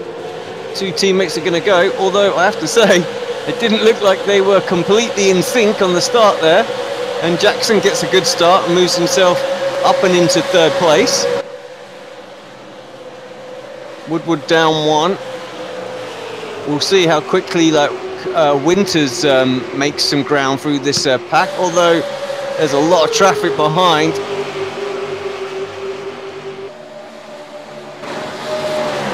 That's a crazy little group there. And Dora's through and breaking away. Michael Frost there. And then side by side you've got Whiting and Sam Boozen. But back at the front, the two XCR cars starting to pull away from Chris Jackson. Winters already up and into 7th place, so he is, yeah, he's moving out there.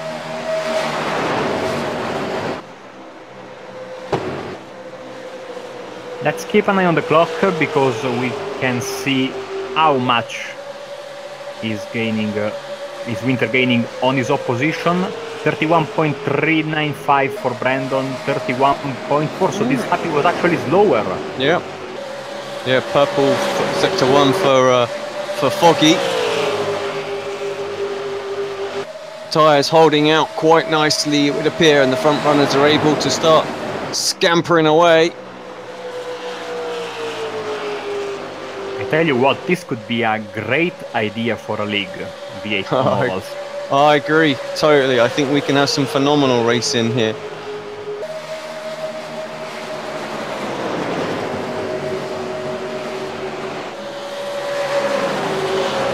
Everybody seems to be hugging the inside line so far, which is all good until the tires start to go off, of course. But so far, so good for these guys.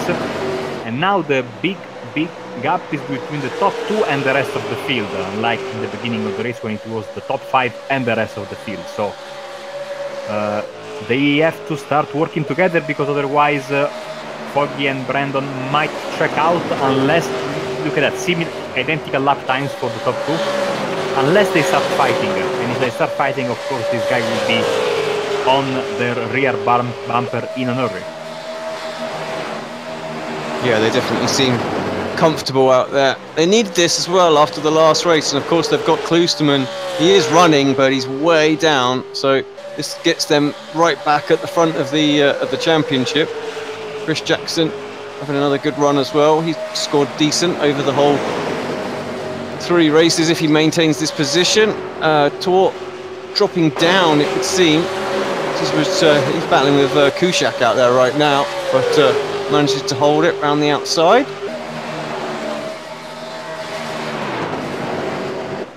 Have a look at the sort of biggest movers and shakers. It is McKnight. He's the one that's moved the most. Coming under pressure from Klaus Winter right now. Of course, like I said, Klaus is on the tyres, newer tyre. It might be towards the end of the stint where actually it comes in a little bit more in his favour. But yeah, up and through and into 5th place for Winter now. He's got 2 more cars ahead of him before he can get a bit of breathing room and try and start to reel in the leaders. Sam Boozen around the outside of Chaz Draycott.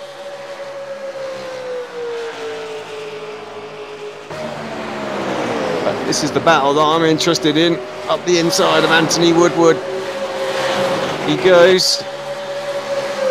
And gets an absolute phenomenal run. And I think this is Chris Jackson. It's going to be curtains as well. Indeed he is. Straight up the inside now. Will Woodward take advantage of the fact that Jackson had to take the high line. Jackson just moving down just a slight bit just to cover it off. Those three continue as they were. But yeah, with Klaus at the front, could he potentially pull these guys forward? Again, he was slightly quicker that lap, even though he was doing some overtakes. So this is where it's going to be interesting, Marco. We've got 8.5 minutes to go. He's got himself behind the leaders, but he's got what is 1.7 seconds to catch up to Nicole Foggy. And yeah, he's going to have to go some. Let's see what the lap times say as they come across the line. 31.6 for the two leaders, 31.4, 0.2 of a second. I think that's going to be enough pace to get there in the end. You know, it's a game of tenths of a second per lap when you are trying to... Oh, look at that McKnight on the inside of Jackson into turn 3 with Woodward trying to join the party as well. So yeah, it might not seem a big gain from Winter, but it could be enough. Oh, even though this lap it was 1/10 slower than the leader, so maybe a mistake. Yeah, perhaps pushing just a little bit hard out there. Now he's got through. Just needs to make sure he just gets those lines absolutely spot on. He's showing he's got that pace in it, but Jackson's starting to pull away from these guys as well, so he's holding on to his tyres better than the likes of McKnight holding on to tyres better than Jackson and Woodward. Still, okay. This battle for 10th continues as well. Decent lap from Winter right now. Back to gaining on the leaders. Whiting defending from Kushak into 1 and 2 with Soiree behind him.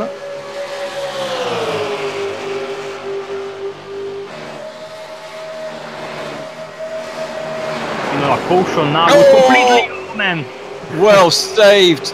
Well saved. That saved the caution.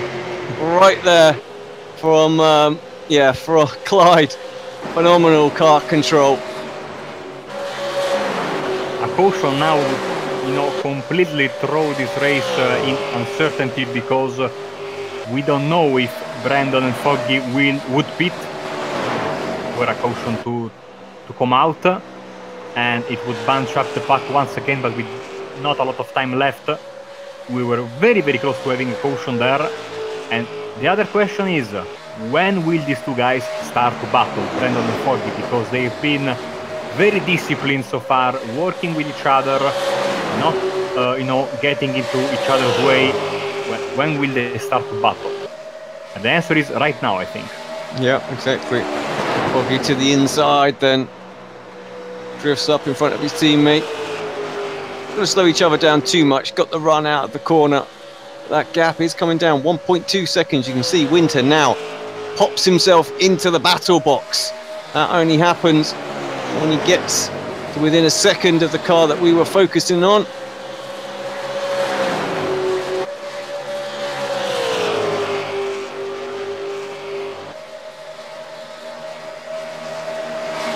Just needs to hold himself calm and steady and just let these guys carry on doing what they're doing. He's got just over 5 minutes to try and close them down. Of course, that's a good 10 laps out there, about 30 seconds a lap.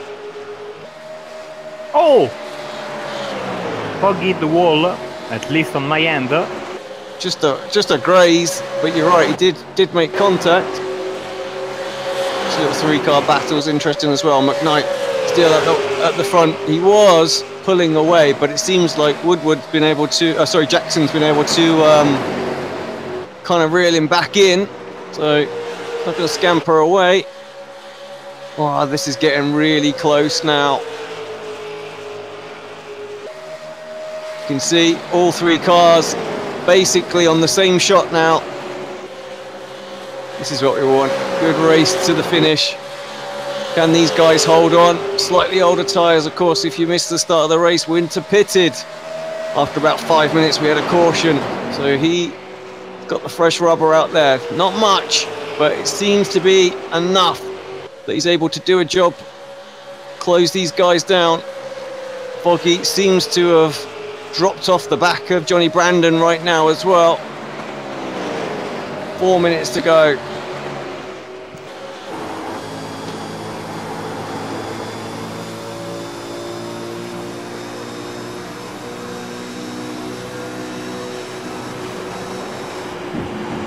See how they are feathering. The throttle caution is out. Oh, wow. That changes absolutely everything. Like you say, everyone's going to bunch back up. What was that? I think...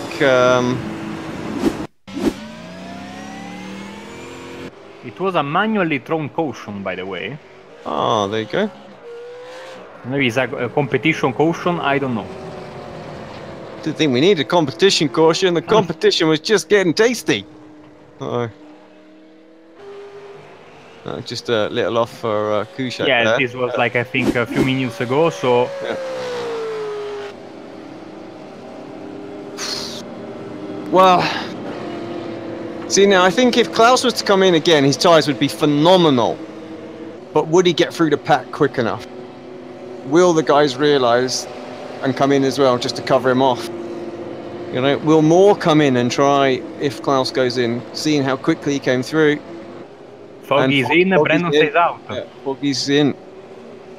Also, Foggy is in because I think of the damage he got, but there's not going to be enough time, I think, for him to get back into the lead battle, unless... We'll see. I tell you We what, have, I've seen it on Indy, you know, where the guys, they take the tyres with just like 10 laps to go, and they come flying through. They've just got so much more traction, so we'll see. Where's he going to come out? At the minute, it's looking like he's going to come out in 9th place, so got some work to do, that's for sure. But if he's got enough traction, he can make that high line work, and he'll just be able to drive around the outside. Someone with the wave around.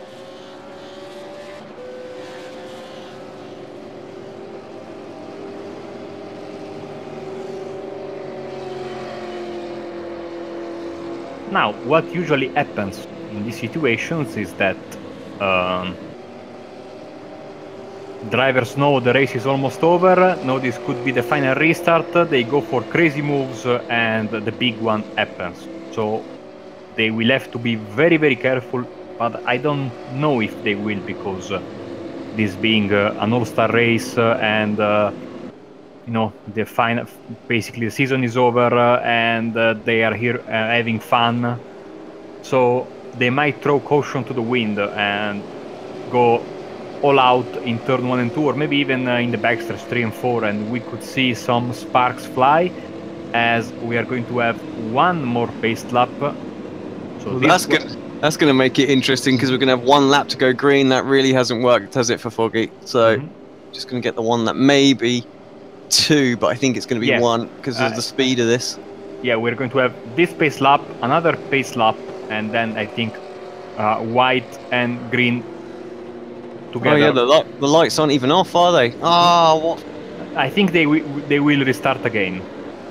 If I'm not mistaken, the system is you know, programmed to have at least a 1 lap shootout. We will know in a few seconds when the pace car crosses the start-finish line. It's ruined a really good race, I have to say. If it comes to the checker now, it really has, because I think we'd have had an epic battle there between Klaus and the front 2. That'd be really disappointing. Please be a green-white checker. No, that is the problem with you know, timed races on ovals. Sadly, you know, it's sometimes this can happen. So, moment of truth. I think we are still racing. They are warming the tires. I don't see the checker. Lights are off on the pace car. Now we are going to get 1 lap shootout. In the Italian NASCAR Championship, once we had a timed race at Indianapolis, and time ran out during a caution. So the pace car moved out of the way in turn 4, and we had like 500 meters of green flag from the exit of turn 4 to the start finish line. Oh god. Yeah, that could well be the case here. Please. Unsurprisingly, we had a massive wreck. Yeah. Go figure. Yeah, I haven't seen the white flag, but that doesn't mean that it's not showing for the drivers. Someone needs to move that big TV screen. It's right in the way on that camera angle.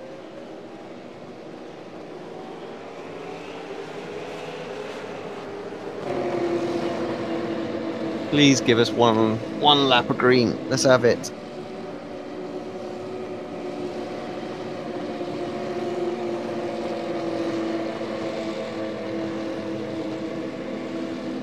No, it's over. Oh God! Absolutely robbed. We are having the dreaded one corner shootout, and Johnny Brandon wins. Wow, what can you say? That's melodramatic, that's for sure. Oh no! It's the end of the race, Marco. You're okay. Yeah. It's not for real. They're not going to get hurt out there. Boo! Disappointing. Who threw the caution? Find him, sack him, kill him, drive him off the track. I know we was, but I will keep the name a secret for you know. Tell them now. Tell them on the driver's chat. So they can hunt him down and bury him into the wall. All I know is it wasn't us. No, that's for sure. That was some competition caution. Oh well. I'll bring up the final results then.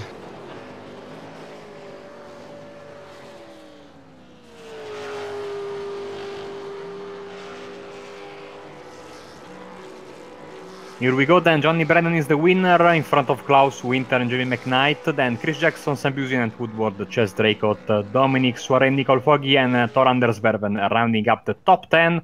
Clyde Whiting, Michael Frost, Maciek Kuziak, then Tony Klusterman, Tulofstown and Dave Jansen did not start.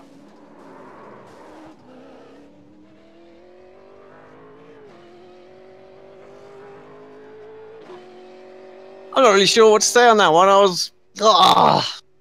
That was going to be so good at the end there. I really was looking forward to that final 5-6 laps. Oh, absolutely gutted. Really am. No, the positive thing is that we're going to have the rallycross coming next. So, well, this is true. This is true. But yeah, I mean, nonetheless, we still had some good racing out there until there. So yeah, but yeah, what we've all been waiting for is to see these V8s on the rallycross circuit. See them get some air, if they can get some traction. I'll tell you what, it's really going to show how good the actual rallycross cars are. The fact that they can really seriously shack around on those dirt circuits as well. Get the air, because I think we're going to be a bit disappointed with the air that we get on these V8s, I reckon.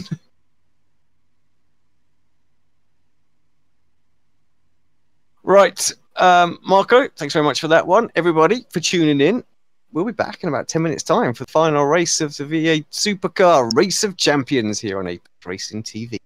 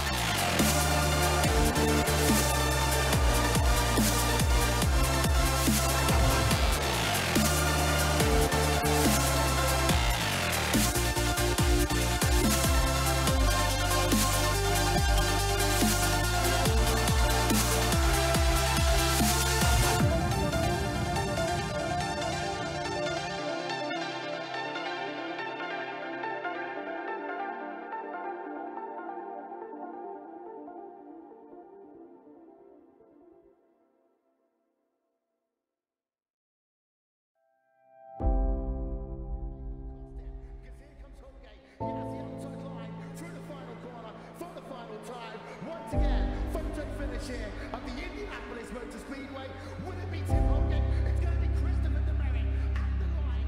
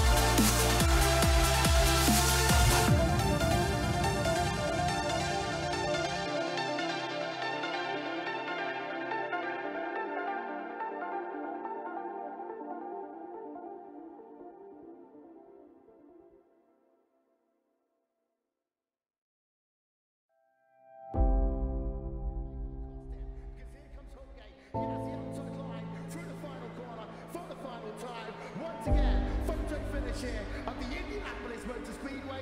Would it be Tim Hogan? It's going to be Christopher DeMerrick at the line.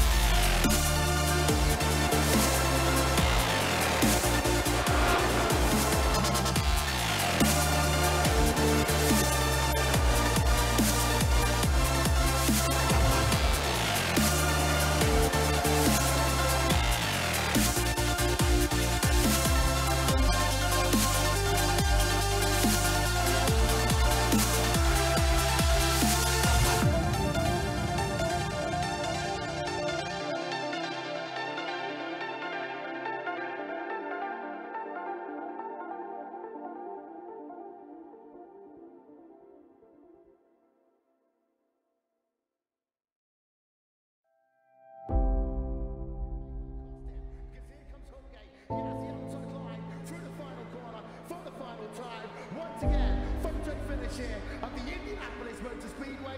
Will it be Tim Hogan? It's going to be Christopher DeMary at the line.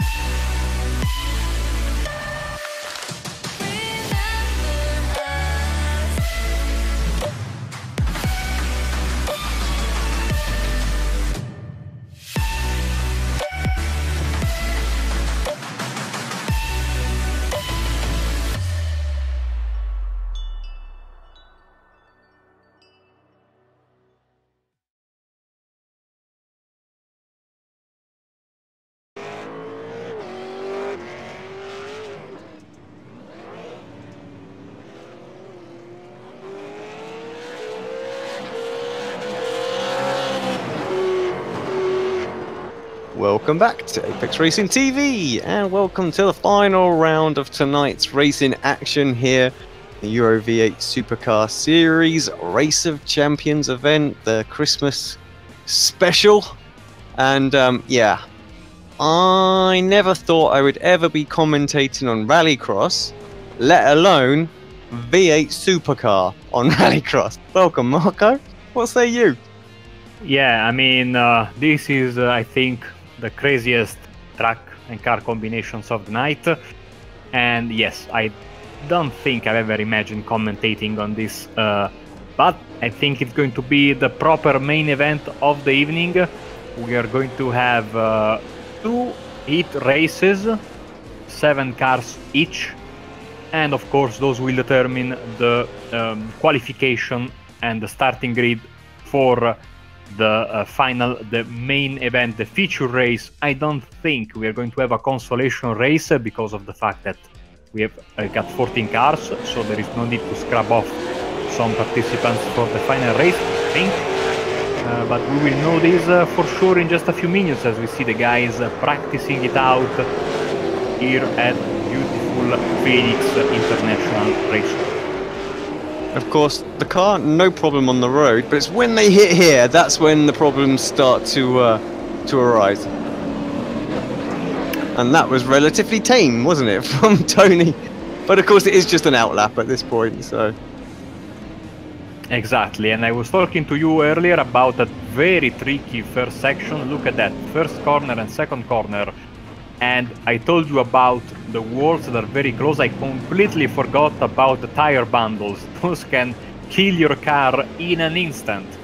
And you have to be very careful. Of course, these guys will be required to take 1 Joker lap. So they will take the shortcut on the left during both the heat races and the main race itself. And so there is also Alex, the strategic part of racing in Rallycross, because you have to think when is best to take my Joker lap. Oh, look at that there. So, just desperate to try and get some sort of traction. Like I said, it was bad enough on the oval, I think, but yeah, this really putting the car in its paces until they get to the tarmac, and then they just light it up and go.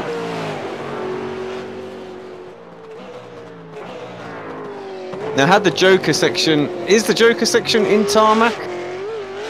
See, that No, would've- I think no, if I'm not mistaken.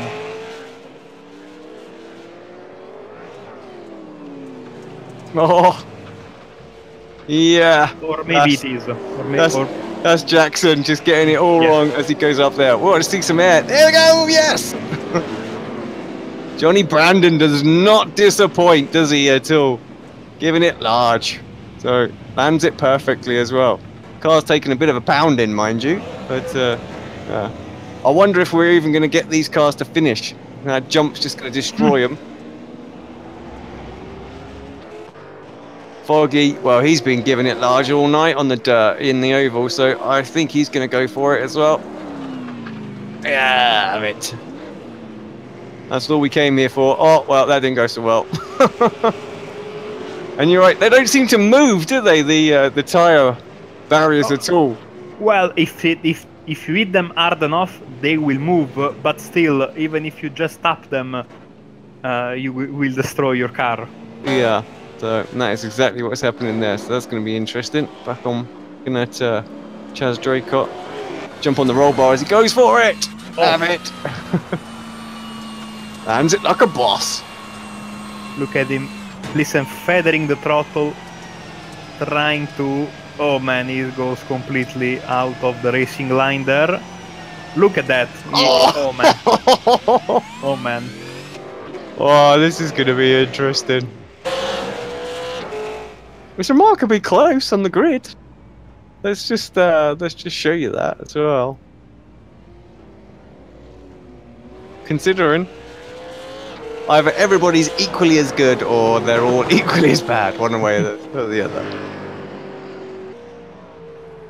Now, of course, the qualifying will determine who is going to participate in which of the 8 races. The odd number qualifiers first, third, fifth, and so forth will do the first one. Second, fourth, sixth, eighth, and so forth will do the second one. The winner of the first heat race is in pole position. The winner of the second heat race is in second position, and so on and so forth. So basically, this qualifying session is just to split the cars into the 2 groups that will take part in each of the heat races. And then we'll know, because with the racing you never know, if we will have a consolation race to give up one final spot in the main event, or if everyone will be, because it says that it will get 4 drivers per hit into the final race, but sometimes when the numbers are low, it puts everyone into the main event, and the hit races are just there for, qualifying purposes. So we'll know in just a bit, because qualifying is almost over. Yeah. Few people, just a couple of seconds to go. That's it. Quali is done.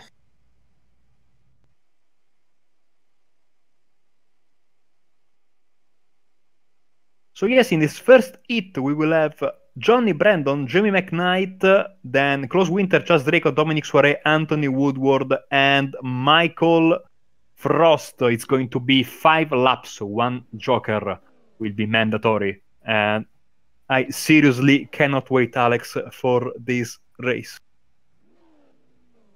Yeah, I agree. This is going to be interesting indeed.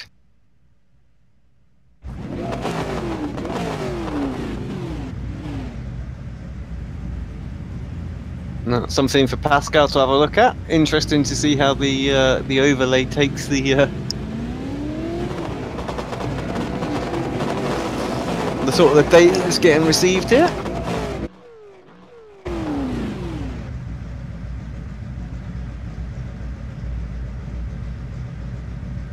Just waiting for Jamie McKnight. There he is.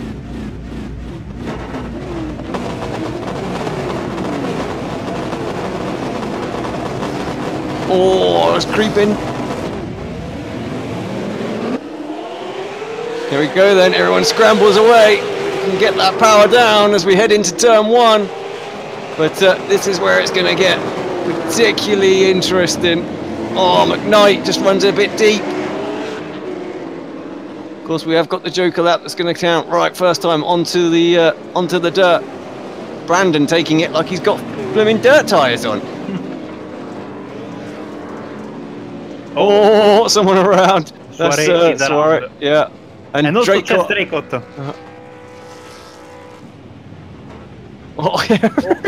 This corner is something else. Oh dear, everyone just tiptoeing around there as well. That was Jamie McKnight, just got himself around. He'll take the slowdown penalty. It's not going to matter, it's going to serve itself straight away.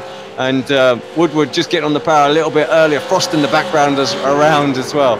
I tell you what, it's not over at all. Because it so easily just gets spun around here by yourself. So, a Joker lap, there we go. I was just thinking, what? So... where's he going? But of course the Joker lap. Oh, did he hit the wall there? No, he didn't. Yeah, but more importantly, you know, that is tarmac there, so you can get quite an advantage on the Joker lap. It's huge advantage. Yeah, 10 seconds over. Oh, Woodward is around. McKnight. Having a lot of problems getting that car straight. I mean, this section here is basically like when you watch some, tarmac racing and there's one corner and just one corner like full of water and the drivers have to be very careful tiptoeing around and as the sun is disappearing behind the clouds. I think one thing to notice, it's always interesting, is that the track in its state after the end of this hit will be the way the guys in the second hit will find the track. And same goes for the main race, so the track maintains its state throughout the sessions. Carl Swinter using his Joker lap as well, moving himself up into second. There's lots of people still having a little moment here and there. Draycott's car. Sorry, Chaz, but he was so proud of his new livery and he destroyed it at USA and also here, so... Oh! That's it. Dodge the nice move. way to do it. As I think Johnny Brandon will begin the final lap right now. So all good for him. He will get, unless something crazy happens, pole position in the main event.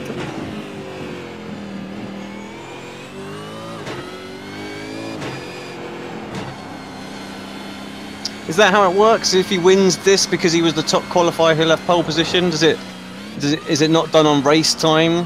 No, just the guys in the first hit get first, third, fifth, sixth, seventh, and ninth on the start on the main race starting grid. Right.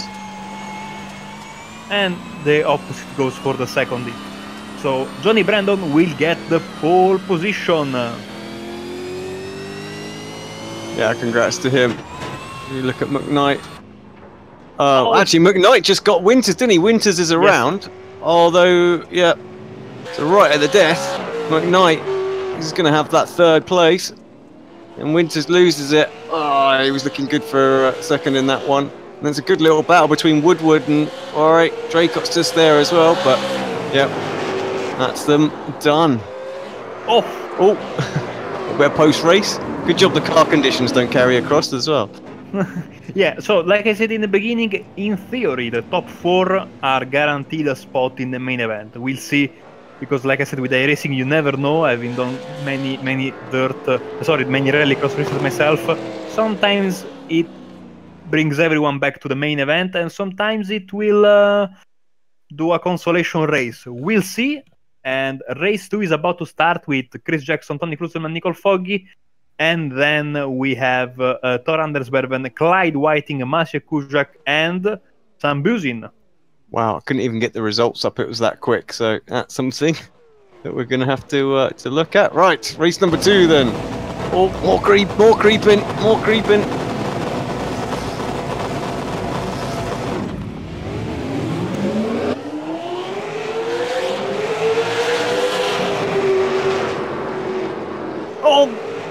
Tony Klusterman hits Jackson there, and then he's turned around. Gets tagged. Oh dear, there's a lot going on out there right now. But I'll tell you what, like, as we said, it's not over and done with. as we saw a lot of cars making mistakes. Just got to be so cautious here, not taking too much speed. Oh, and hope that you don't get rear-ended as well. I think that's the other thing, as Jackson really creeps it around the corner. At a pedestrian pace, but that was all good because look at that, he's got 1.8 seconds over second place, and somebody is going into the runoff area there. Yeah, so Tony up to third already. Yeah, I think we'll have to wait for it to settle down. I think even the live timing struggling a little bit with understanding where people are.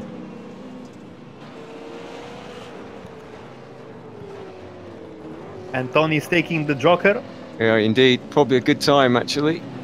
And comes out just behind Jackson. Although Tor's there as well. Ducks back up the inside. He's like, thank you very much. Abusing, oh, look at that. Abusing took the Joker and then went around.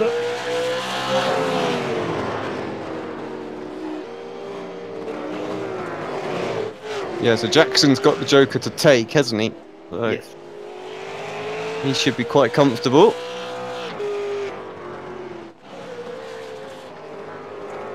And I think Tor, he's going for the Joker this time as well, so he'll come out quite a way ahead of Tony. Oh, is Tony going to keep this car pointing forward? I don't know. Nope. No. Get it in reverse quickly. There we go. J-turn required. Foggy also took the Joker as well, so he's come out in third place now. Not too far behind Tor.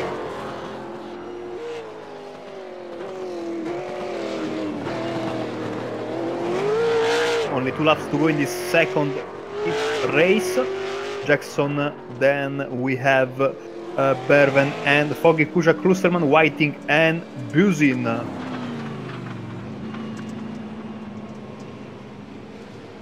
Always knew the V8 was good over bumps.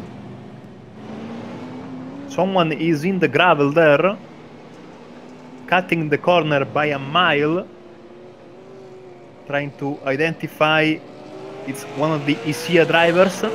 So I think it's Sam Buzin, maybe.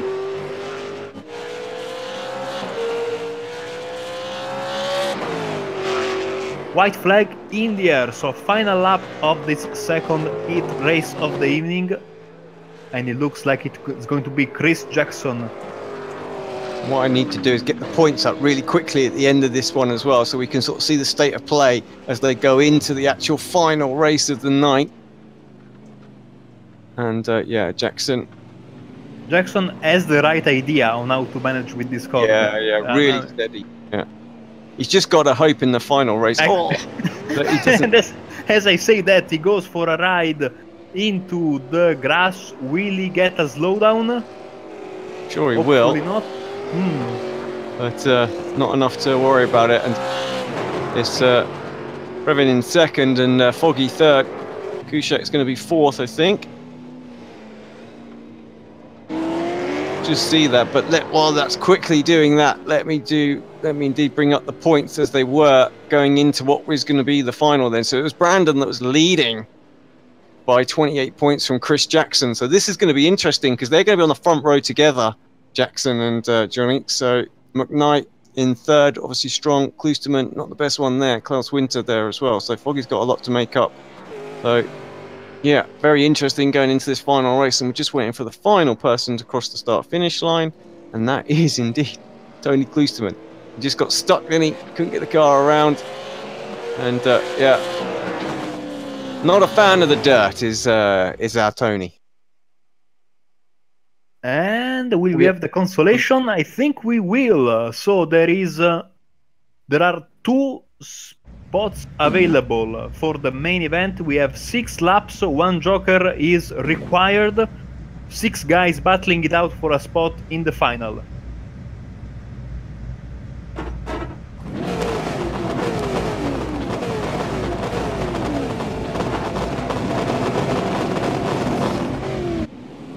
Final chance for these guys then, Alex. Yeah, absolutely. They'll have a little bit of practice now. They know going on out there. Oh, a little bit of rubbing even before they get into the dirt section. And oh, Tony's around again. It's not his night. Yep. He'll try and collect it back up, but yeah. Take the Joker now, Tony. Get. Oh no, you got to wait a lap, haven't you? Sorry. Yeah. No, you can take it straight away. Only at Daytona you have to wait one lap because you start the race before the start-finish line, basically. Oh, Draycott, just pure drift in the background. I'm guessing that's exactly what Sam's done as well. So, Boozen took the Joker, got himself to the front. It's alright in second, and it's Whiting. Frost there. Draycott comes across.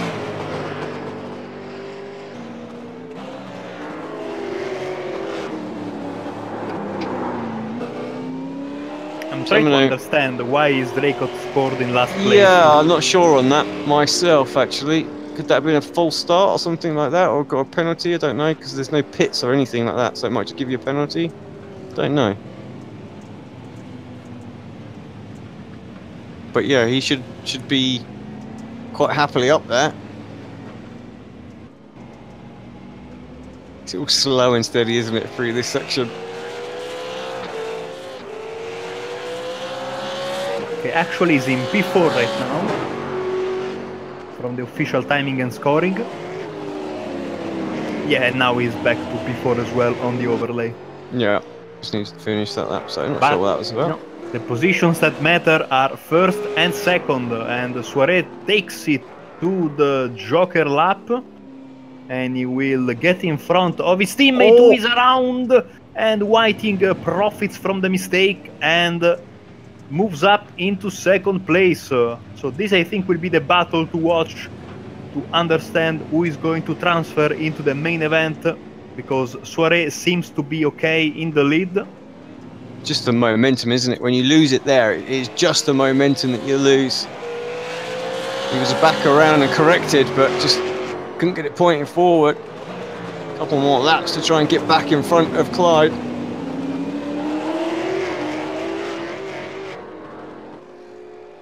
Now, Clyde's missus had all the faith in the world that he was going to make it all the way to the final earlier on tonight when I was in the Discord channel, that was for sure.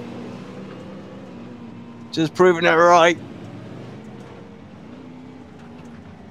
Oh, both drivers just overshoot a little bit of kicking it out for Boozin. Oh, and he, that's it. Robin's racing. Oh, no. Both off. Boozin is able to continue. Where's Draycott? He's coming. He's got Tony coming up behind him, but actually they're far enough ahead. And actually, Boozin got back going pretty quickly, but it took a while for.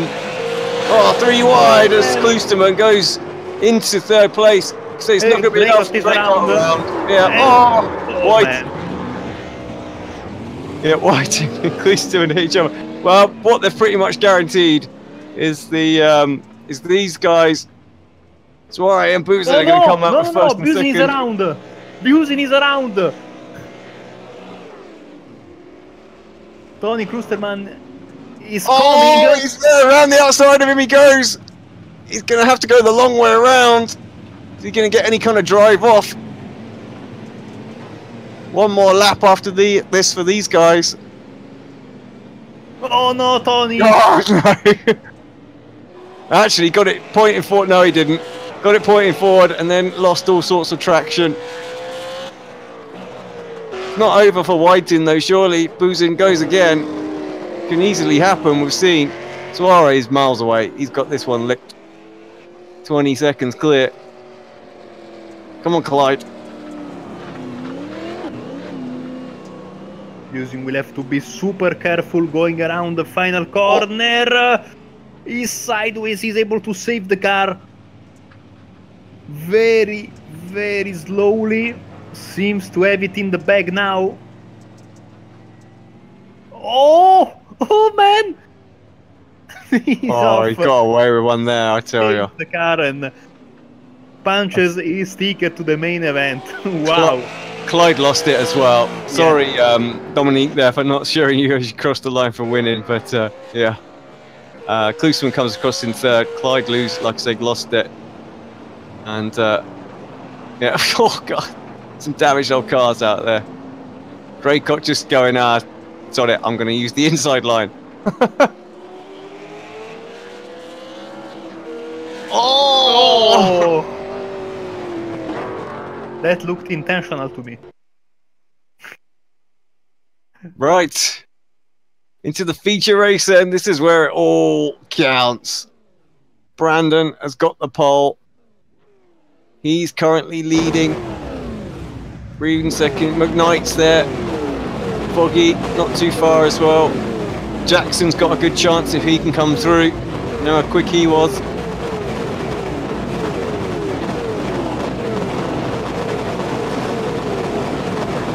Oh, is that going to be a jump start?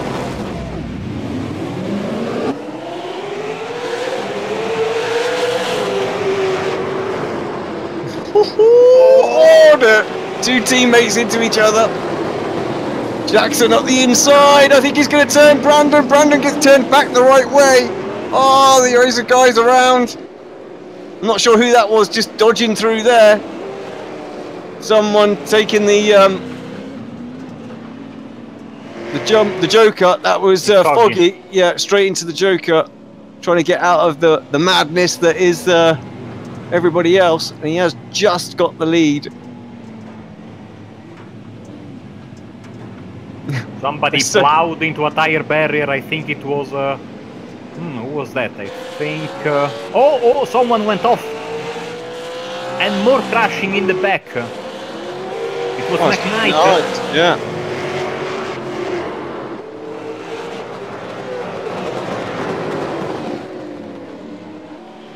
Brandon round the outside. He's going for the Joker. That should clear his teammate, I would think. Braven as well, going through.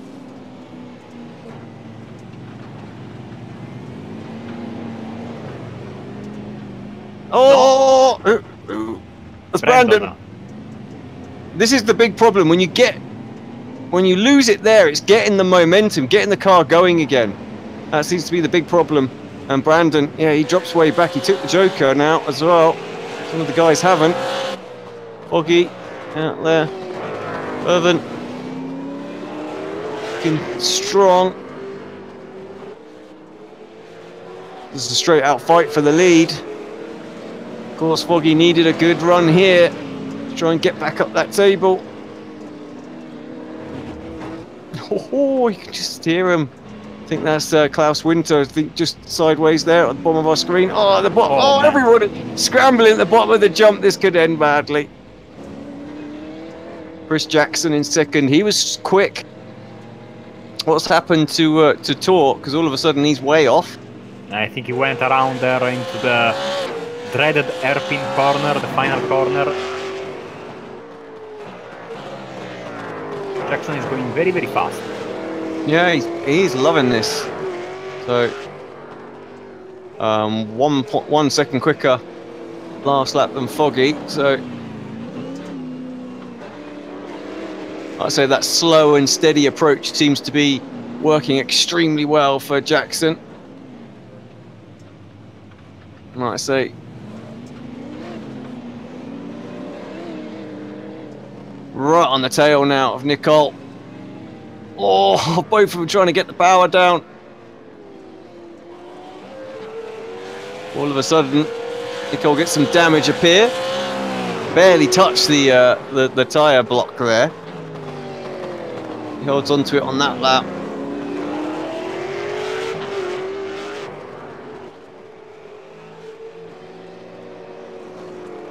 Yeah, to me, Jackson just seems to have that really long right-hander, absolutely mustard.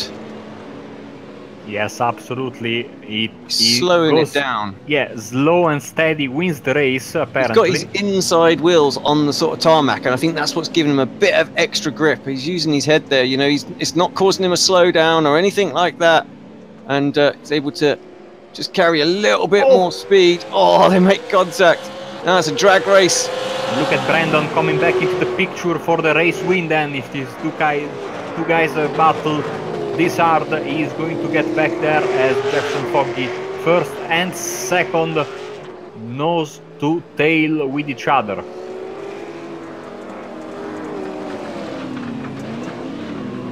Oh man! Oh god! Oh god! Well, he was. Not anymore. Nope. Foggy's caught on as well, seeing exactly what's happening. You know, Alex, when this track first came out, it was the same on the outside. You had tarmac on the outside as well, and they had to put the dirt there as well because people were doing the corner so wide. But since it was tarmac, you get an amazing run into the final straight. Definitely seems like the key. Keep it nice and tight, just find that. McKnight in third place, pretty much on his own. Suarez and Brandon having a little battle. Brandon dropped all the way back down to 6 after that. Absolutely killed him. Once again, these two at the front. Nothing between them, half a second. Jackson definitely has the right idea. That's just running the curb all the way around there, and he's just able to maintain that pace through that long corner. Personally think Foggy's got the advantage, hasn't he, in the actual, when it's on the road, he's looking very quick. But through that right-hander, that is where all the time is being found right now. Absolutely. Let's just watch how Foggy's having to work the wheel. Oh, Jackson maybe overshot it a bit. Oh, pumped from behind. Well, he's not going to be able to run it around the inside now. But fortunately, it was a relatively clean hit. Look at the wheel work that's needed just to keep it pointing forward. 0.3 of a second then. We're on lap number 9. 2 to go here. 2 to go for the whole evening. And yeah, a lot of commitment from Foggy. Definitely feels very, very comfortable in the road section. Back marker gets out of the way. Oh, that could be. Lands it okay. Oh, the tire bundle once again. Yeah, hard enough here. Oh! They are both wide. McKnight's 11 seconds behind these two, so not really in it unless they come together and spin. Great run from Foggy. Can lose 11 seconds easy enough. Kushak around, and 3 guys go by him. Woodward, Brandon, so just 2, Woodward and Brandon.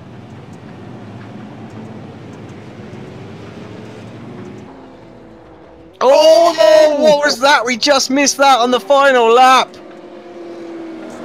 Jackson had a close encounter with the barriers, and Foggy almost loses it on the jump. He seems to have the race in the bag now. Final hurdle for him, this hairpin that caused so many troubles. He's through there, and I think he's going to win the race. I think so as well. We're going to have to look at it back to see if it was a controversial one, because Jackson looked good, but he comes across as Foggy. Jackson in second. Let's quickly look at the replay and see exactly what happened. Did he do it on his own? I did. Just got all out of shape on the curb. Ah, he had it in the bag. He'll be kicking himself. Will Chris McKnight. He's going to come across in third place. He does indeed. Good result for the final one, and then not of the season, but of this little Race of Champions competition. Johnny Brandon in fourth. Now, what's that going to do to the points? We are waiting for the official communication from the organizers. Yeah, so we're just doing it in reverse. Probably a better idea. Oh.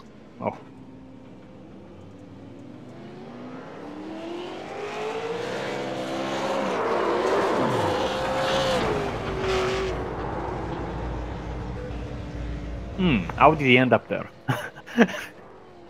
Wow, what a fantastic end of the night. Fantastic race.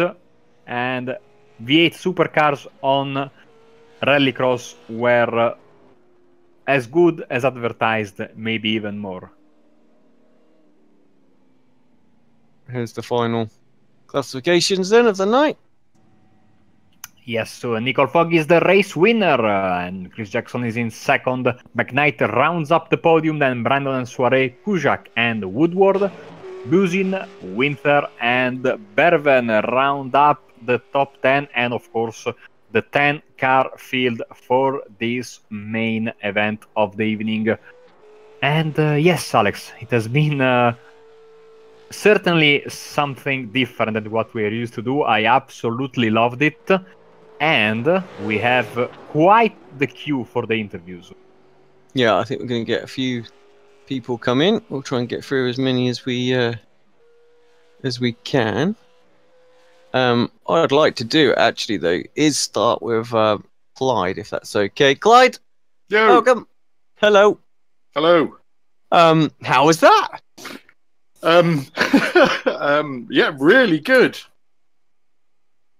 I mean, it certainly looked different tonight, and yeah, I thought we were expecting all sorts, and I think we got all sorts. Yeah, it was our end of season Christmas bash. I think a few of us discussed it on Discord in a drunken haze, and this is what we came up with. And yeah, it was really, really good fun. So, I probably disrupt you from doing the points, but I wondered, have you got a champion from tonight? Who is the race of champions? I certainly have. And the champion, believe it or not, is Chris Jackson. Chris Jackson takes second place in that one and wins it overall. Well, yeah, Johnny Brandon in second and Tony Kloosterman in third. Oh, there you go. So that little crash at the end, Marco, didn't stifle his chance of winning it. No, I think he didn't win a single race tonight, yes, but the consistency is what paid off in the end for Chris, if I'm not mistaken. And if anything, I'm probably going to put that down to that Indy Road race as well, where actually, you know, he was right at the very back, had that slowdown, and then still managed to have such a great comeback. That's probably what's nailed it for him as well, with all the good consistent results afterwards. So awesome. Well, we'll speak to him in a moment. Any sort of final words from you, Clyde, about the about season 5 and maybe what's coming up, season 6?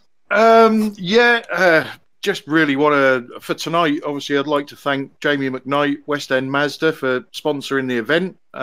Jamie, although he lives in a strange place and gets up at silly o'clock in the morning to race with us, he's done us proud this season. Klaus Winther at KSW Painting, obviously, for his season sponsorship, and he will be back to sponsor us again next season. You guys, obviously, for the job you do.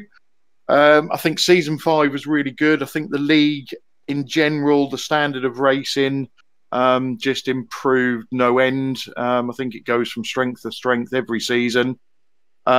Season 6 will be announced early next week. We've got a new promo video coming from Chaz, and everything is looking rosy. We start again early January with our media day, and we're off again. Awesome stuff. Well, get yourself signed up if you're interested, guys. It's going to be another good season, that's for sure. Thanks, Clyde. Appreciate all the work and effort, and yeah, we'll look forward to next season. Yeah, catch you later, guys. Right, so let's bring on in Chris Jackson then. Chris. Hey guys, how's it going? Hey man, yeah, good. And yeah, Clyde just told us the news that you win the meeting overall. Well, that's news to me. Yeah, there you go, you see? And you thought it was all going pear-shaped when you lost it on that final lap, that damn curb, eh? Yeah, I was doing my relative and I was up on my fastest lap, so I thought I'd push it, and knowing Foggy was quick, and then I overdid it. But yeah, in the end, that consistency won it. As Marco said, you didn't win a single race tonight, but good consistent results is what's brought it home for you. I mean, I said just a second ago as well, the Indy race, obviously quite a critical one because you had to come back because you got the slowdown on the first lap, and yeah, but you made it happen, and yeah, good strong fight back really in that one. I was lucky I had a bit of pace, and Jamie was nice. He let me go by when we didn't battle, so that could have been the point difference. Who knows? I don't know what the points in the end were, but it was was able to put in good clean laps and didn't have damage with the touch with Tony. So apologies to him on that. But the rest was I was pretty lucky to stay out of big drama. Yeah, indeed. And I think you seem to have the knack down on this course. Just that long right-hander, you were riding the curb all the way around. It just give you that extra traction. And I think few people hadn't quite cottoned on to that until you got up to Foggy, and then he saw what you were doing, and then the race was on. Yeah, exactly. I knew that when I got, and I didn't gap him, and he was right behind me. I knew that's exactly what he was doing. So I was lucky I had a loophole advantage at the start, but he was able to capitalize. Some stuff. Any sort of final thoughts for the end of the end of the season, Christmas holidays, all that sort of stuff? Just Merry Christmas to everyone. Hats off to the organizational team, you guys for the broadcast. All the drivers did an awesome job driving these cars around unusual tracks. So it was a lot of fun. I think everyone had a blast. So thanks to my wife for letting me jump on today. I missed a Christmas parade with my son. So hello to them and cheers. Yeah, thanks very much, Chris. You have a nice one, buddy. And yeah, we'll catch you back season 6. Sounds good. Sorry, I forgot to congratulate or thank Jamie McKnight too for hosting this or sponsoring this round. So cheers to him. So thanks, mate.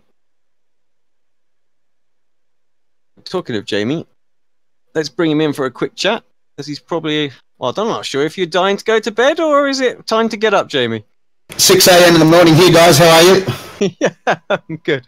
So, plenty of coffee. You're raring to go for the day, yeah?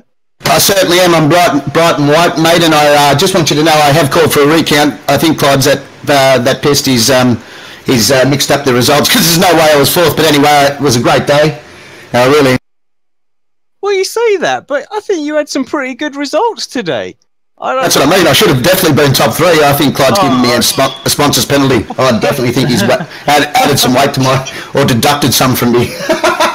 Because I had three podiums at that. 2 podiums, 4th and a 5th. I was going to say, and there was me thinking you were putting yourself down, but actually it was the other way. You're like, nah, get me on that. Never do that. No, it's Clyde's fault. But I was glad to jump on board and sponsor this event. I was a bit apprehensive. I've never really driven on the dirt, especially a V8 supercar.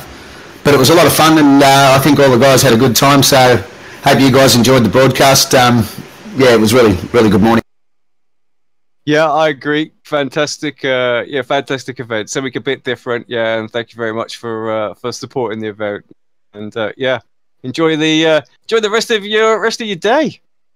I will do, and I just want to say, Marco, it's you and I in the Enduro next season in the Ford. Absolutely, 100% with you. I'll be the witness. We will practice. I'm the witness. We will practice together. I want to do it with him. Have a great Christmas, guys. See you next year. Cheers, Jamie. Thanks. Bye. Right. Who else we got? So we got Chiaz. Get him up here. Hey there, mate. Good evening. Hello. How are we? Good. We tried not to chuckle, but we had to. I was terrible tonight. I was absolutely terrible. I thought I might have a chance at Indianapolis, and that just didn't work out. I hit someone off the start and got a meatball. Then spun it twice on my own after that, which was great fun. But this car's a handful, a real handful. But I enjoyed driving tonight. It was it was a proper good laugh to do all that. The in race chat that we were all having was just, I mean, everyone's got tears. It's just hilarious. Oh, I am. And the livery looked nice. And the new team, obviously. I don't know if you've officially announced it, but obviously the cat's out of the bag now. Yeah, essentially is. I believe there's going to be a proper announcement or something tomorrow over the course of the weekend, but that needs to be sorted out. But yeah, very happy to be running it, and I'm sure that it's the start of a very good partnership. It's just a shame that it wasn't up there at the front of the field, but I wasn't expecting to be honest. Nah, you've got to have a bit of fun with it, as you've mainly been covering the series. So, well, awesome job. Thanks very much, Chaz.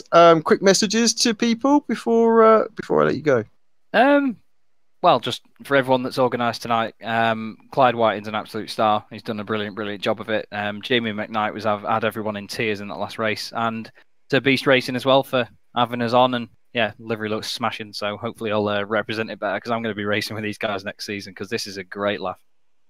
And Awesome to you guys stuff. for the broadcast as well. Nice one. Yeah, thank you. Cheers, Charles. Have a good one, mate. See you later, boys. Last but not least, we've got Tony Klusterman. No, I was last a couple of times, I think. Well, yeah, maybe. The dirt does not seem to be your friend, it would appear. Apparently, when we're going in circles, it's not so bad. But the rallycross thing didn't work out so good. I mean, just sort of tell us about, obviously, coming into this tonight. Obviously, it's just a big laugh. Everyone enjoying themselves out there. Chaz saying how good the chat was there. There's still a little bit of a competitive side to it. You know, you guys still wanted to win. Any preparation for it? Or did you just go into it blind? I think a bunch of us did a little bit of practice here and there. I knew you would. But yes, it was a lot of fun. Everybody was in one chat room during all the races, so there was a lot of banter going back and forth, and it's a good way to blow off a little bit of steam before Christmas and before the next season starts.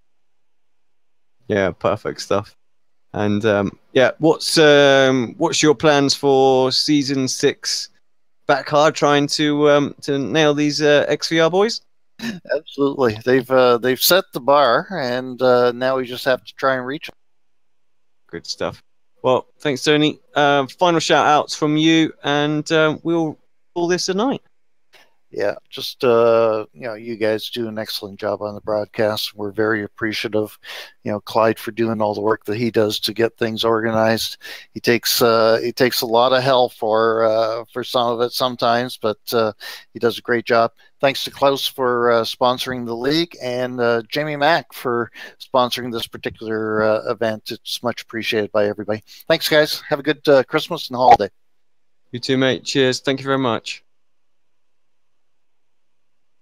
Tony Klusterman there. Marco, final thoughts from you, my friend. I mean, what a crazy night and a proper way to end the season.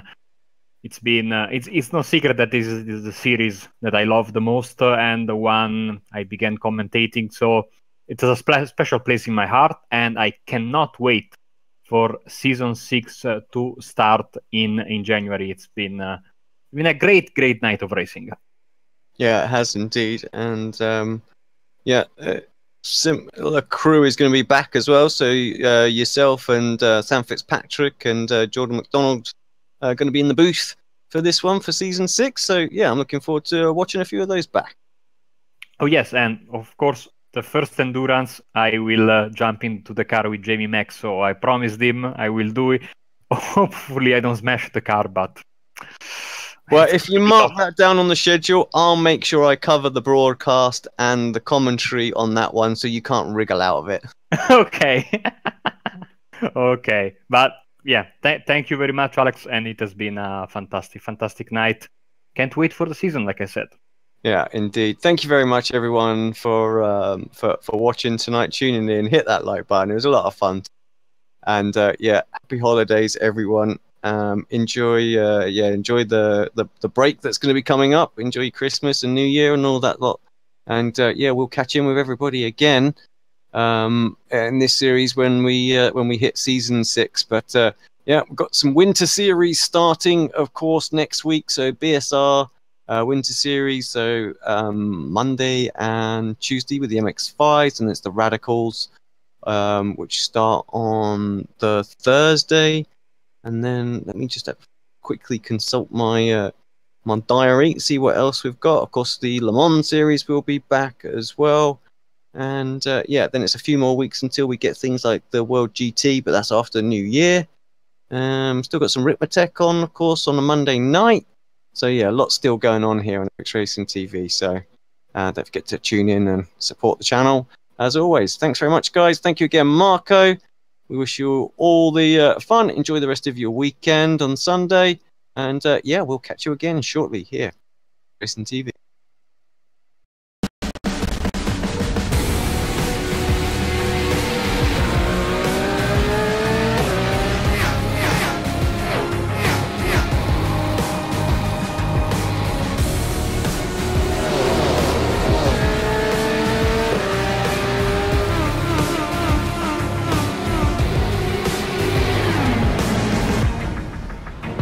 The following is a presentation of the iRacing Esports Network.